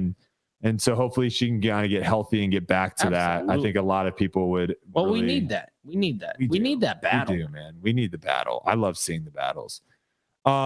She just won though. Paige just won. Yeah, there's a lot of people still saying that she's, and this always will happen, right? When you have. I'm just saying, it wasn't long ago that she won. No, she won a few events ago. She won the elite last. And so no, she didn't win Music City. So she won 2 elite events ago. I guess it was 2 events. Yeah. ago. And so like that's still a long time ago. No. And just because she has a bad finish, it's obviously injury related because she wins and then now she's not playing good. So when she's playing good, she can say I win. She's in a really tough spot though, I will say, because the amount of pressure she probably is feeling, whether she wants to admit it or not, is probably very high. Because it comes with the territory. When you are as dominant as she is for as long, and then all of a sudden someone else comes in, you're just breaking you down, and okay, could it be this? Because Kristin's just going to dominate her, and she's listening to this, and she's going like, well, maybe not our podcast, but yes, she's listening to the noise, yes, and of course, some people are not good enough, but sometimes they turn off the noise and they go and seclude themselves, which is very helpful. But it's going to get around. And she knows, even without it happening, the fact that Kristin just won, they're talking about this narrative. Like that's what's happening. So she has to deal with that, but it comes with the territory. That's exactly right. It comes with the territory. And honestly, you don't want to have it be the opposite of where no one's talking about you, right? So you want to be the best. You want to go down as the best. You want to make a bunch of money. You want to do all these things. You're going to have people critique every little thing you do, and that's, like you said, it just goes with the territory. So all right, that's all I think I had. Interesting stat, I think Stat Mando might have posted this interesting stat about Kristin Tattar. This past weekend she broke her 74 hole bogey free streak.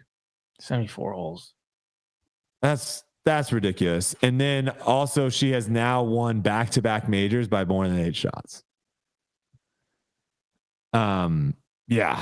So we'll see what happens, but my goodness. All right. NPO side, we obviously had the major champion winner here with Isaac Robinson.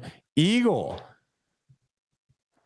Kind of a under the radar, kind of sneaky. Yeah. Very sneaky second. Never talked about really. No one was ever like, watch out, Eagle's in there. He was, but nobody said that about anybody. He was 4 back from Isaac after round 2, and then ended up being 9 back after round 3. So, he really needed to have a good round in round 3. Isaac went out and shot the 54, and he ended up shooting a 59. So good. So that kind of put a little bit more of a gap there, but always good to see him back up there. And Niklas, he's turning into kind of a major killer, right? Like, he's turning into one of those people that when a major comes around, you have to be paying attention to him. Yeah.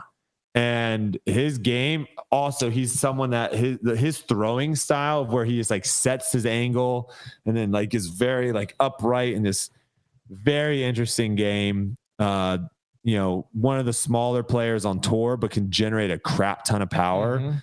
He's fun to watch. And I think I think it was like Perkins or it might have been Brian Earhart actually, because Perkins was playing. I think Nate was doing FPO. So it was Brian Earhart. He was mentioning how on hole 615, Niklas was like in the water in the back multiple times. Yeah. and he like said like a little sly comment because he made both putts after standing in the water. Yeah. He made like some sly comment to Brian being like, that water is my home or something. Yeah. And you know, he's a funny little guy. So you got to keep an eye on that guy. He has the game for major championships. He kills it, man. He has angle control. Yep. He makes a lot of putts, but his demeanor is what I like to see. Like he doesn't get up, he doesn't get down. You know, even his fist pumps are subtle. Mm-hmm. That's what it takes right there. Very in control. We got to talk about Silas Schultz here a little bit. Yep. This is a guy that, you know, you watch him on social media, you see like the way how powerful his backhand is, the way he throws, how far he can throw. And, you know, you question, you know, the putting. I think that has been something that he's talked about in the past of like kind of holding him back a little bit. That wasn't an issue at all this week. He was great draining putts from all over. What he, you know, take away the fact that he finished in fourth place, right? Take away the fact that he was one shot out of second, basically. Mm-hmm. What he was able to do on Sunday, I think shows a lot about his potential. Coming in, you know, I think there's a lot of people that go into Sunday being like, first place is gone. Yeah. Right. And you can say all the right things in interviews and be like, I'm going to go out and try to shoot 18 under. Are you though actually like, do you believe that? Yeah. Or are you just kind of saying that? I think he actually believed it. Yeah. I think he actually believed that he could go out and shoot 18 under. And the way he was playing those first couple holes was like flawless. And it was something that I want to see more of, right? I want to see more of that fire and explosiveness and just the willingness to just basically go out and get after it and just see what can happen. Because you heard Isaac. He said, I looked at scores and I saw Silas was like 2 back, 3 back. And he was like, I started feeling a little bit of pressure. What was so impressive about it was just the whole process. Like first round, lead card, second round, lead card. Then the third round comes. That's moving day. That's when all the pressure's on. And that's when you're going to see the people moving. Yep. And he slipped. He did. And Shot 63. The only person in the top 13 that shot something over 60, I think. But when somebody like that, new to the lead card, new to the situation, slips, they don't come back from it. They're gone. Hard. Like it would have been if you told me, okay, Paul, what place is he going to be after the final round? I would have said he might drop out of the top 10. Like I wouldn't be surprised if he drops out of the top 10. And I remember I look at the thing and I'm like, oh, he had a good start. And then I'm just waiting. I'm like, he's still like closing at a major. Because it is closing to get that top 10. Like this has to be like far and beyond his best finish at a major. Has to be. And then he just kept going. And like you said, the potential there to be able to do that after slipping, losing the tournament and be like, no, I could still get this. He's a young kid too. Cool. Young kid. A lot of these people, Eagle's not the youngest, but he's still not like he's nowhere near, a point where we're starting to worry about him getting too old. Nicholas and he's young too. I'm telling you, all these people in the top 4 right now, I think are Eagle's the oldest one by quite a bit. Matty O, we talk about this guy all the time. He just gets top 5s. Tied with Mason Ford, which is another good finish there from Mason Ford. I got to talk about Aiden Scott a little bit. What you were talking to Isaac about at USCGC, where you're like, I just played this round and this kid had like the round of his life. He got so lucky, whatever. Like, and you were just thinking like this. That's what I thought with Aiden Scott. I played with him earlier this year and he shot like close to the hot round of the day. And I was just thinking in my head, like, well, this kid just had the best round of his life. Like that was incredible. And then he finishes 7th at a major. He's 18 years old. First year on tour. This is his rookie season on tour. And the kid's good, man. I've never seen him throw a shot. He's good. He's very good. Dude, I played with a guy. Very good. We know this guy. Jake Mon. Yep. He's good. He was throwing angles out there, man. Very skillful as well. He Really good Field's USDG, good. really good USDGC finish last year. Yeah. Clemens, lefty. We don't really see any lefties that like a don't have a top 10 power killer, forehand. too. Like you kind of, if you're out there, you kind of need a power forehand for some of those holes. Yeah, great finish for him. He started the tournament off birdie, ace. I believe he played the first 4 holes like 18 under, or like 17 under par, I believe. I think he birdied the first 4 holes every day and then aced one of them. I think he got the first 4 every single day. That's nuts. Yeah. Oh my God. Because hole 2 is not like easy. No. And then hole 3 is super weird. Yeah, it's hard. Yeah. Hole 3 is hard to get a look. Yeah. And hole 4 is not easy. No, hole 4 is not. Well, hole 1's not easy. That tee shot's kind of scary. Yeah. All right. A couple other people just kind of notable here. Gannon Burr you could tell he didn't really have his stuff, but the fact that he was able to still finish top 10 says a lot about his game. Chris Dickerson, returning champion. I don't think he played that bad, but 27 under, that's a pretty good score. Yeah. I think last year he won at, what did he win at? Like 33 or something? Yeah, something like that. And the course was playing, I think, a stroke and a half, maybe a stroke, at least a stroke harder with the 2 changes they made. Like 27 is not that bad, but there's a lot of freaking good people now. Some other names, Calvin Heimberg didn't have the greatest tournament. I'm sure he was probably a little upset there, and he might start getting a little bit of the when are you going to win a major? He already has that. I know he has it, but I think it's going to only it's extra pressure now. Every single time. It's going to compound. Yeah. Right. Because he's that good. Paul Macbeth finished at tied for 20th with the other Pauls, which I thought was kind of cool. Paul Kranz got 20th and Paul Oman got 20th. Nice. Dang it. So I wish I would have got 20th. Oh, that would have been sick. All 4 Pauls up there. And that's pretty much, you can go down. There's top names all down this leaderboard. It's like I said, if you're not on, I think I mentioned this in our practice round video. I want to say I hit first available. I think I hit like either first available or like the second tree off the tee, like 7 holes on round 1. And it was so hard to score well when you're like in the rough 50 feet off the tee pad. So it's a very, very tough course. It can happen very quickly. It can go south very quickly.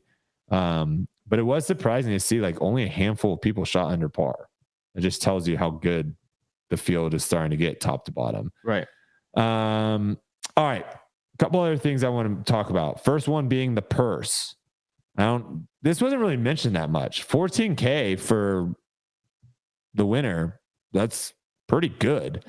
We've been seeing like 7 and 8 for most of the season. So double up. That's not bad. Obviously I'm never going to be really tell the top 5. 14K, the second place, it was tied. So they split 7,250. Fourth place was 5,000 and fifth place, they split 4,025 between 2 people. Really good. Yeah. Yeah. It was 31st place was the last person to make over $1,000. Okay. That's good. Yeah. I'm always going to push for higher. I would love to see like 25K, and then we start getting to some real serious numbers, but 14K, that's, we're heading in the right direction. And there was a lot of people out there, a lot of ticket sales and stuff. So all good and dandy. Josh Anton, gotta ask, he ended up DNFing on, we actually had 4 people at DNF, Dave Feldberg, Matt Bell, Chandler Kramer, and Josh Anton. I kind of heard a little bit of the story, but you got to tell it because it sounds. Who'd you hear the story from? I think I heard it from Aaron. Okay. Who heard it from maybe someone else or something. Yeah, tough break. The guy rolls his ankle 30 minutes before his round. I play with him first round, right? And it's bad. Like it's just already bad. You can tell. It's swollen, it's getting purple, it's not good. And so he plays though. and he's like doing pretty good. And after every shot, he's hurt. And then it gets to the end where I think he had a number in mind. If you know this guy, like this guy only cares about winning. Mm-hmm. That's all he cares about. And so when that doesn't happen, he just doesn't care. Mm. And so we get down to the end of the round, and you can see the frustration starting to build. He throws a bad shot on 18, and then he's hobbling up. He rolls it kind of again, and he's just in a bad place. Gets up there, though, throws his up shot like 50 short, picks up his driver, and just throws it as hard as he can at the basket. Okay. But he almost makes it. Like, it hits the basket, and then it just kind of falls down. So I'm just like off to the side because I have I have my putt that I got to worry about. And then he just like walks up, picks up a putter, and just goes to tap out. He thinks it's his putter, but he misses the basket and it just flies off like into the woods. Or whatever. Yeah, out of bounds, Yeah. And Kyle Klein goes like, that was my putter. And then he goes, he didn't obviously mean to do it. So he's very apologetic. He's like, oh no. And he's like, oh, that was your thing. He goes and gets it. He brings it back. He's like, dude, I'm so sorry. Yeah. Blah, blah, blah. And then he just leaves. I think he just left because he was just over the whole situation. He knew he was DNF. Yeah. He wasn't going to be able to play the next day. Yeah. And it was just a tough thing to watch for sure. But yeah, that's what happened. So there's a lot of rumors about other things happening, and it wasn't like that. That's pretty much all that happened. I could just see though, like if I'm super frustrated, upset, and then all of a sudden, I pick someone else's disc up by accident. They're like, bro, that was my disc. I would be so flustered. Yeah, he was very flustered. Like, he was just like, oh, sorry. I gotta get out of here. And then like literally just like was like, see you later, and then left. I was so flustered after one of my rounds that after I went and putted where our parking lot was, where they had those baskets, and I was just so out of it because I was like mentally drained from just how bad I played, and then obviously practicing afterwards, I was just ready to be done. And I forgot that I put my putters on top of my car. So as I'm driving, there's 10 of them. As I'm driving off, like Drew calls me, but my phone's on silent because I'm just like, I don't want to talk to anyone right now. So I don't even see it. And I make it all the way out the parking lot, and I turn onto the road and start driving. And one of the golf carts is coming back with people. And I just hear like the slide, and then they all just explode on the road all over the place. No. And then I park my car, I get out, the guy like stops his golf cart. He like gets out to help. I'm just like, I gotta get out of here. I gotta get out of here. We've all been in those weird spots of where, you're just flustered. Yeah, it was tough. It was actually impressive to see him play on that thing and throwing just in immense pain, but throwing like lacing lines. Like, well, also that course too is like one of the worst courses if your ankles are jacked up, because your footing in a lot of areas is so bad with roots and all sorts of uneven stuff. So yeah, it was definitely tough. All right. Got to talk about the world rankings real quick. Got to talk about the world rankings. Where did Isaac get to? Isaac did move up 4 spots. He is now in the top 10. Okay. That's fine. The big one for me is, again, Ricky's now the number 1 player in the world again. He didn't play. It's just weird. There's no ifs, ands, or buts. It's just a weird thing of where somehow you can just like not. Great decision. Yeah. It's like a great decision. Yeah. Well, yeah. It's like, oh, I could play, but and again, it is not like attacking Ricky for not playing. Right. It's the fact that weird. It's a weird ranking system. It's a weird ranking system, and I will continue to say it. And the only reason I'm saying it is because there are implications for like having world rankings now. They are using these UDisc world rankings for qualifications and stuff like that. So I got to just keep saying, we need to change this. UDisc, if you're listening, we got to look into this, man. We can't have someone not play an event and become the number 1 player in the world. That makes absolutely no sense. Zero. Makes no sense at all. All right. FPO side. Wait. Oh, yeah. Let me counter. Oh, okay. So what if Ricky Yep. had played? He gets first, and then he plays Worlds and he gets first, and then he plays the European Open and he gets first, Mhm. and then he doesn't play the USDGC. Okay. And is he still the number one player in the world? Is he only playing 3 tournaments? Yeah. See, I think if he only plays 3 tournaments and he wins all 3, and that's all he does, and Calvin All the plays majors, and Calvin plays a full season and has top finishes it's throughout. obvious. In this situation, it's obvious that Ricky's the best player in the world because he won all the majors, and let's say he wins by 5. Okay. Oh, okay. All right. He just dominates, and he's just like, hey, I'm Brooks Koepka. I don't want to do anything but play majors. I would say I still think there is something to be said about someone that plays a full season and, plays well. If Calvin's consistently getting top 5s, winning, picks up wins here and there, I think there has to be a discussion. I think there has to be, because you also don't want, and obviously if you win 3 majors, you're not really doing this because between those 3 majors, they're all very different styles of courses.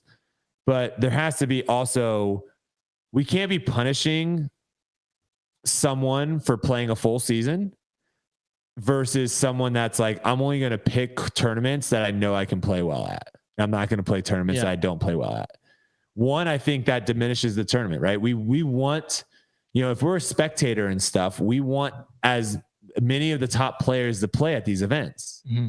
And we don't want it to get to the point of where players aren't playing at events because it's going to hurt the rankings or whatever. Already happens. It happens already a little bit, but it happens all the time with ratings. Oh, I'm sure. Yes. That's another thing. That's why I guarantee that's why a lot of people, at this point, no, but for probably about 5 years ago, I knew specifically that players were not playing local A tiers and stuff because they're like, no, I don't want to mess up my rating. I think that's happening less at the top. No, it is. It is because those guys have guaranteed money. Those guys have contracts and everything, and they're locked in. If you're not locked in, but if you're worrying about your rating, if you're not locked into something, and that's how you sign up for tournaments. Mm-hmm. It's something you got to look at. You can't play. You can't do your job. Because of a rating system that's flawed. That's ridiculous to me. It's no bueno. I mean, you want to real quick, since you brought it up, I love whenever you can tap me in for me to talk about ratings real quick. Just another reason to show you how flawed the rating system is. Yeah.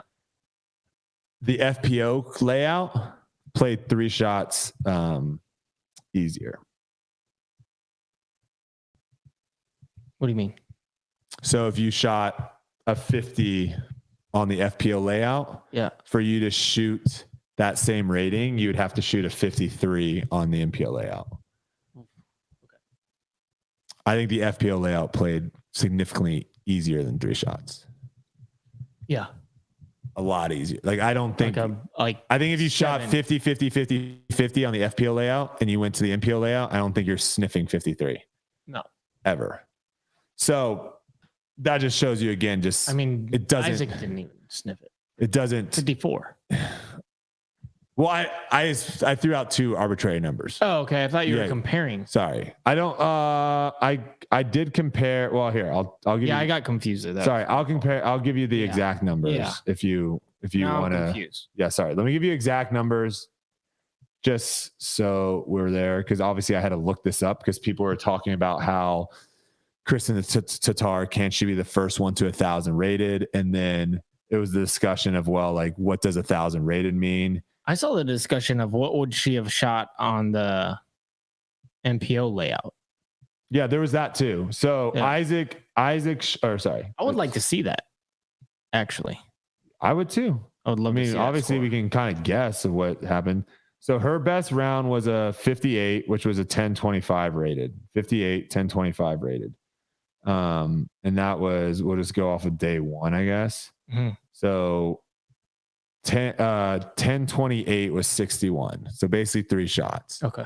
So she would have to shoot 3 shots worse from MPO. And if you go through, obviously the pars change, but that doesn't matter at all. We're literally just looking at 3 shots. Yeah. And if you just go through like the front 9 and you just think about like, okay, well, that hole is way like hole 3, that hole is significantly easier from that tee shot because you can get around the corner and way up there. And then you talk about like hole 5, you're way closer to the gap. There's a lot of, you start thinking about like how much easier certain shots are. Again, that's where the ratings are just flawed because 1,000 rated should be 1,000 rated no matter where you are. But okay, that's enough of ratings. People tap out. Yeah. Kristin Tattar remains number 1. She increases she increases her dominance index by 18 points, over 18 points. She now has 148 points in her dominance index. The next one is Katrina Allen at 51. Ugh. So you know how we were talking about like and then how where's well, Katrina had a good finish. So where is Owen moved up 3. Okay, but where is Katrina compared to third? Owen moved up 12 points. Yeah. Kat only moved up 0.23. So she barely moved up any points. Mm-hmm. And so Owen kind of closed the gap there by quite a bit. So Owen only has a 7-point difference. So Owen could very easily, with one more good finish, could very easily be the second best player in the world, which is crazy. Nuts. Yeah. Paige Pierce slides down to 4. And then Natalie Ryan's still at 5. And then you've got Missy Gannon, Holland Hanley, Haley King, Henna, and Cy remains at 10. So there's your top 10 Gotcha. on the FPO side of things. Okay. Right. Jonesboro preview real quick. We'll just kind of talk about who's not here because I think that's always an interesting one. Yeah. This field is going to feel just very similar to the major. And really, honestly, it might be a little bit harder than the major because you have people like Ezra in the field this week. You have people like Kevin Jones, who almost won last year, was in the Field Champions Cup in the field this week. Garrett Gerthy. So this well here. This field might be a little bit better. Andrew Marweed's going to be here. People that aren't here, the notable names, you've got Matty O will not be playing. You've got Evan Smith, who currently is 34th in Disc Golf Pro Tour points. He won't be playing. Matt Bell, Scott Withers, Kale, Ricky, Sexton. And those are pretty much the notable names on the MPO side. And then with FPO, we've already talked about Paige deciding to skip out on this one. This might kind of go with yours. This is a fascinating one. Owen will not be playing. So this might be one of those where she plays the course and the length and just to, it's a long course. Yeah. So it might just not be something because she's the only one in the top 27 that isn't playing in this one. Gotcha. And then you drop down to Paige Shue and Cy, who aren't playing as well. So those are the big names on the FPO side. That scared the crap out of me. I thought someone was literally attacking our house. Those are your buds. Oh, what up, guys? All right. So those are the people that aren't playing. Jonesboro, the weather looked like it was going to be kind of bad for a little bit. A little nervous. Looks like the rain, it's going to be terrible tomorrow. So I don't know if any practice is really going to go down tomorrow. I got the skins match tomorrow. At the course? I don't think that's happening. Later. I don't think it's happening. Really? Brother. Is it thunderstorms in the afternoon? So I don't know. No skins. I don't know. It might not be happening. But Jonesboro, I think you guys are going to like this tournament. I think this one is one of those that does a really good job of, it's very appealing to watch in person and on coverage. It's got a great, one of my favorite finishing stretches actually, because you've got that par 5 on 16. Yep. You got 17, which is that challenging par 4. And then 18's got a scary tee shot and also a very challenging birdie where if you go for the birdie and get it, great. But if you go for the birdie and you kind of throw it OB right or throw it OB left, now you're getting a bogey. Good change. And we've seen that, last year, I think it was Kevin Jones coming down the wire, had a chance to win. And Calvin and Paul, Paul made a ridiculous eagle on 16. There's a lot of fun, exciting shots coming down to the wire. So I think everyone's going to very, very much enjoy this one. It looks like they did do some kind of course maintenance on some areas, so it's got cleaned up a little bit. But I'm excited for this tournament. I think this one is a fun one for sure to play, and like I said, I think it was fun to spectate as well. Yep, agreed. I like those points. I think they need to clean up 18 up high, but other than that, you want that high gap. I just think those limbs. It grew in. That one that just kind of pinches in right there. Yeah, I don't mind that either. All right. So that's going to do it. I was told to tell you guys also that this episode is presented ad-free by the Heiser Club. Ooh. There will be ads on this, but I guess if you're watching live, there's no ads. And if you're listening to this, there's no ads. But if you're watching this after the fact, there will be ads. For sure. So this does not talk to you guys at all. But ad-free by the Heiser Club. If you're interested in joining the Heiser Club right now, you can do that. You can do a 30-day free trial if you aren't a member yet. The link will be in the description down below, so check that out. And right now, actually, we're gonna have you. Let's bring Ezra and Jeeves. Get in here real quick. We'll have you guys come on. We're about to make our picks for the week. So here, Ezra, you can sit down first and just kind of tell me and Uli why you think we should pick you in our top 3. We get 3 picks each, so just kind of you can hold this as close as possible. That'd be great. Just kind of tell us why you think we should pick you this week. Well, you play every round with me pretty much, so you know how I'm playing. Okay. You know my shots. I've had a lot of time off because I've missed the last 2 events. So I've had a lot of time to practice. My game's feeling great right now. My putt's getting dialed in. I'm getting that pop, which is what I want. And then I feel like this course, you have to decide. You have to pick your shots. There's a couple holes out there where you can kind of get aggressive and get bitten. And I feel like if I play those safe, I should have a good chance. Okay. Do good things. That's good. All right. Jeeves, you want to jump in real quick? Give your spiel for why we should pick you this week. Yeah. She's good to say. But I don't know. Kind of what Ezra said, what he touched up on. Game's feeling good. Definitely throwing the disc a lot more accurately than I felt like I was last year. And also getting the putt down, getting the pop. That was something I think I struggled with last year, was getting the pop on my putts and hit. As long as I know I'm getting the pop and getting it out of my hand flat, good chance it's going in. But yeah, just feel good, feel confident, ready to go. All right. Is that Goose Man? Goose. All right, Goose, you gotta come in now too. You gotta let me in. We can't pick Goose. But maybe he can just. I picked you last week, so I picked him last week, so you technically are off the table. But there are people that have fantasy leagues out there. But I also picked Matty O last year. Maybe I will pick you. You just can't get points. You just can't get points. Flex. All right, you can flex.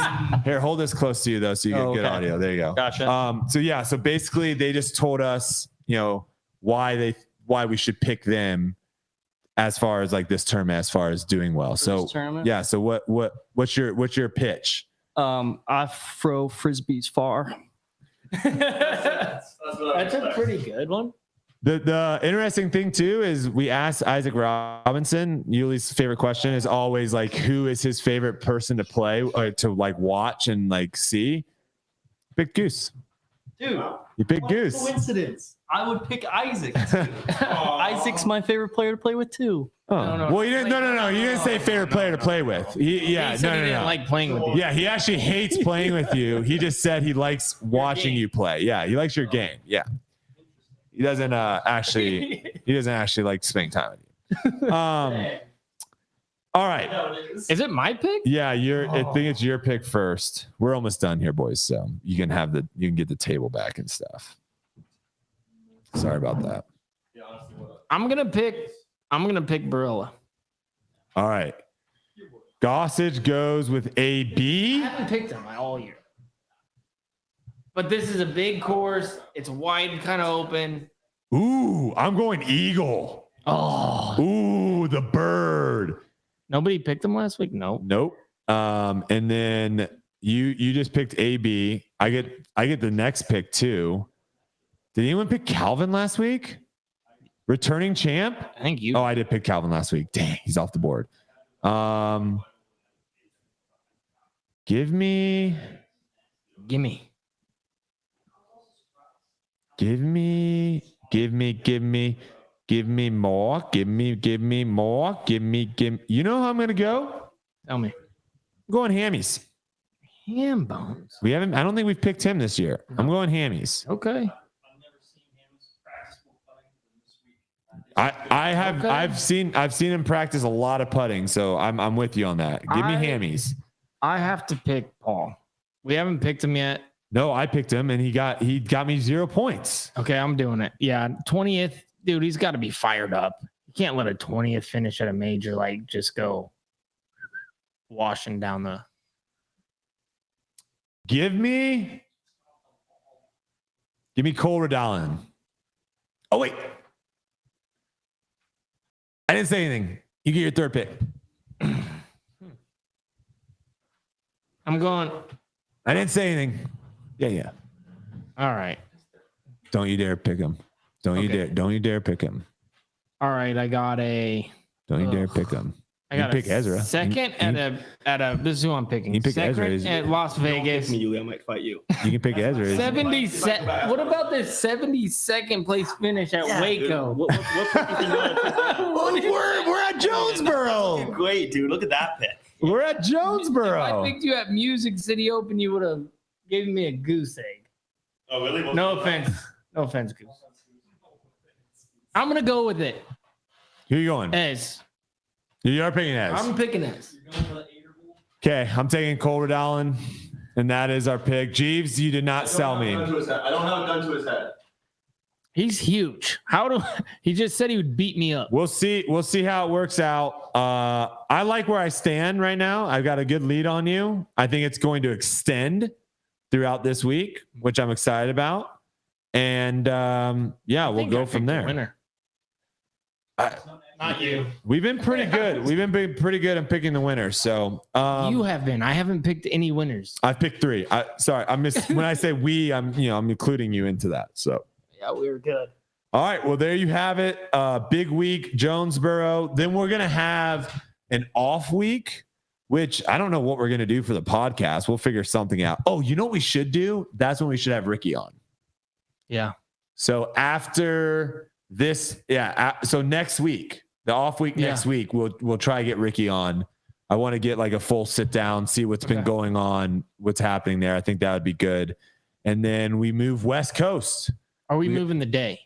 We are going to try to do Tuesday next week, guys. So if you're listening to us live right now on YouTube, we will be trying to go live on Tuesdays, 8 to 10 p.m. Central, roughly around there on Tuesdays. And then obviously you guys can listen to it on the audio podcast as well. Do you got anything else? No. All right. We appreciate everyone. We thank Isaac for jumping in here and sitting down with us and talk. Thanks to Jeeves, Aaron, and Ezra also for jumping on real quick. And as always, we appreciate all you guys that tuned in tonight. Thank you guys so much. Have a wonderful night, and we'll see you next week.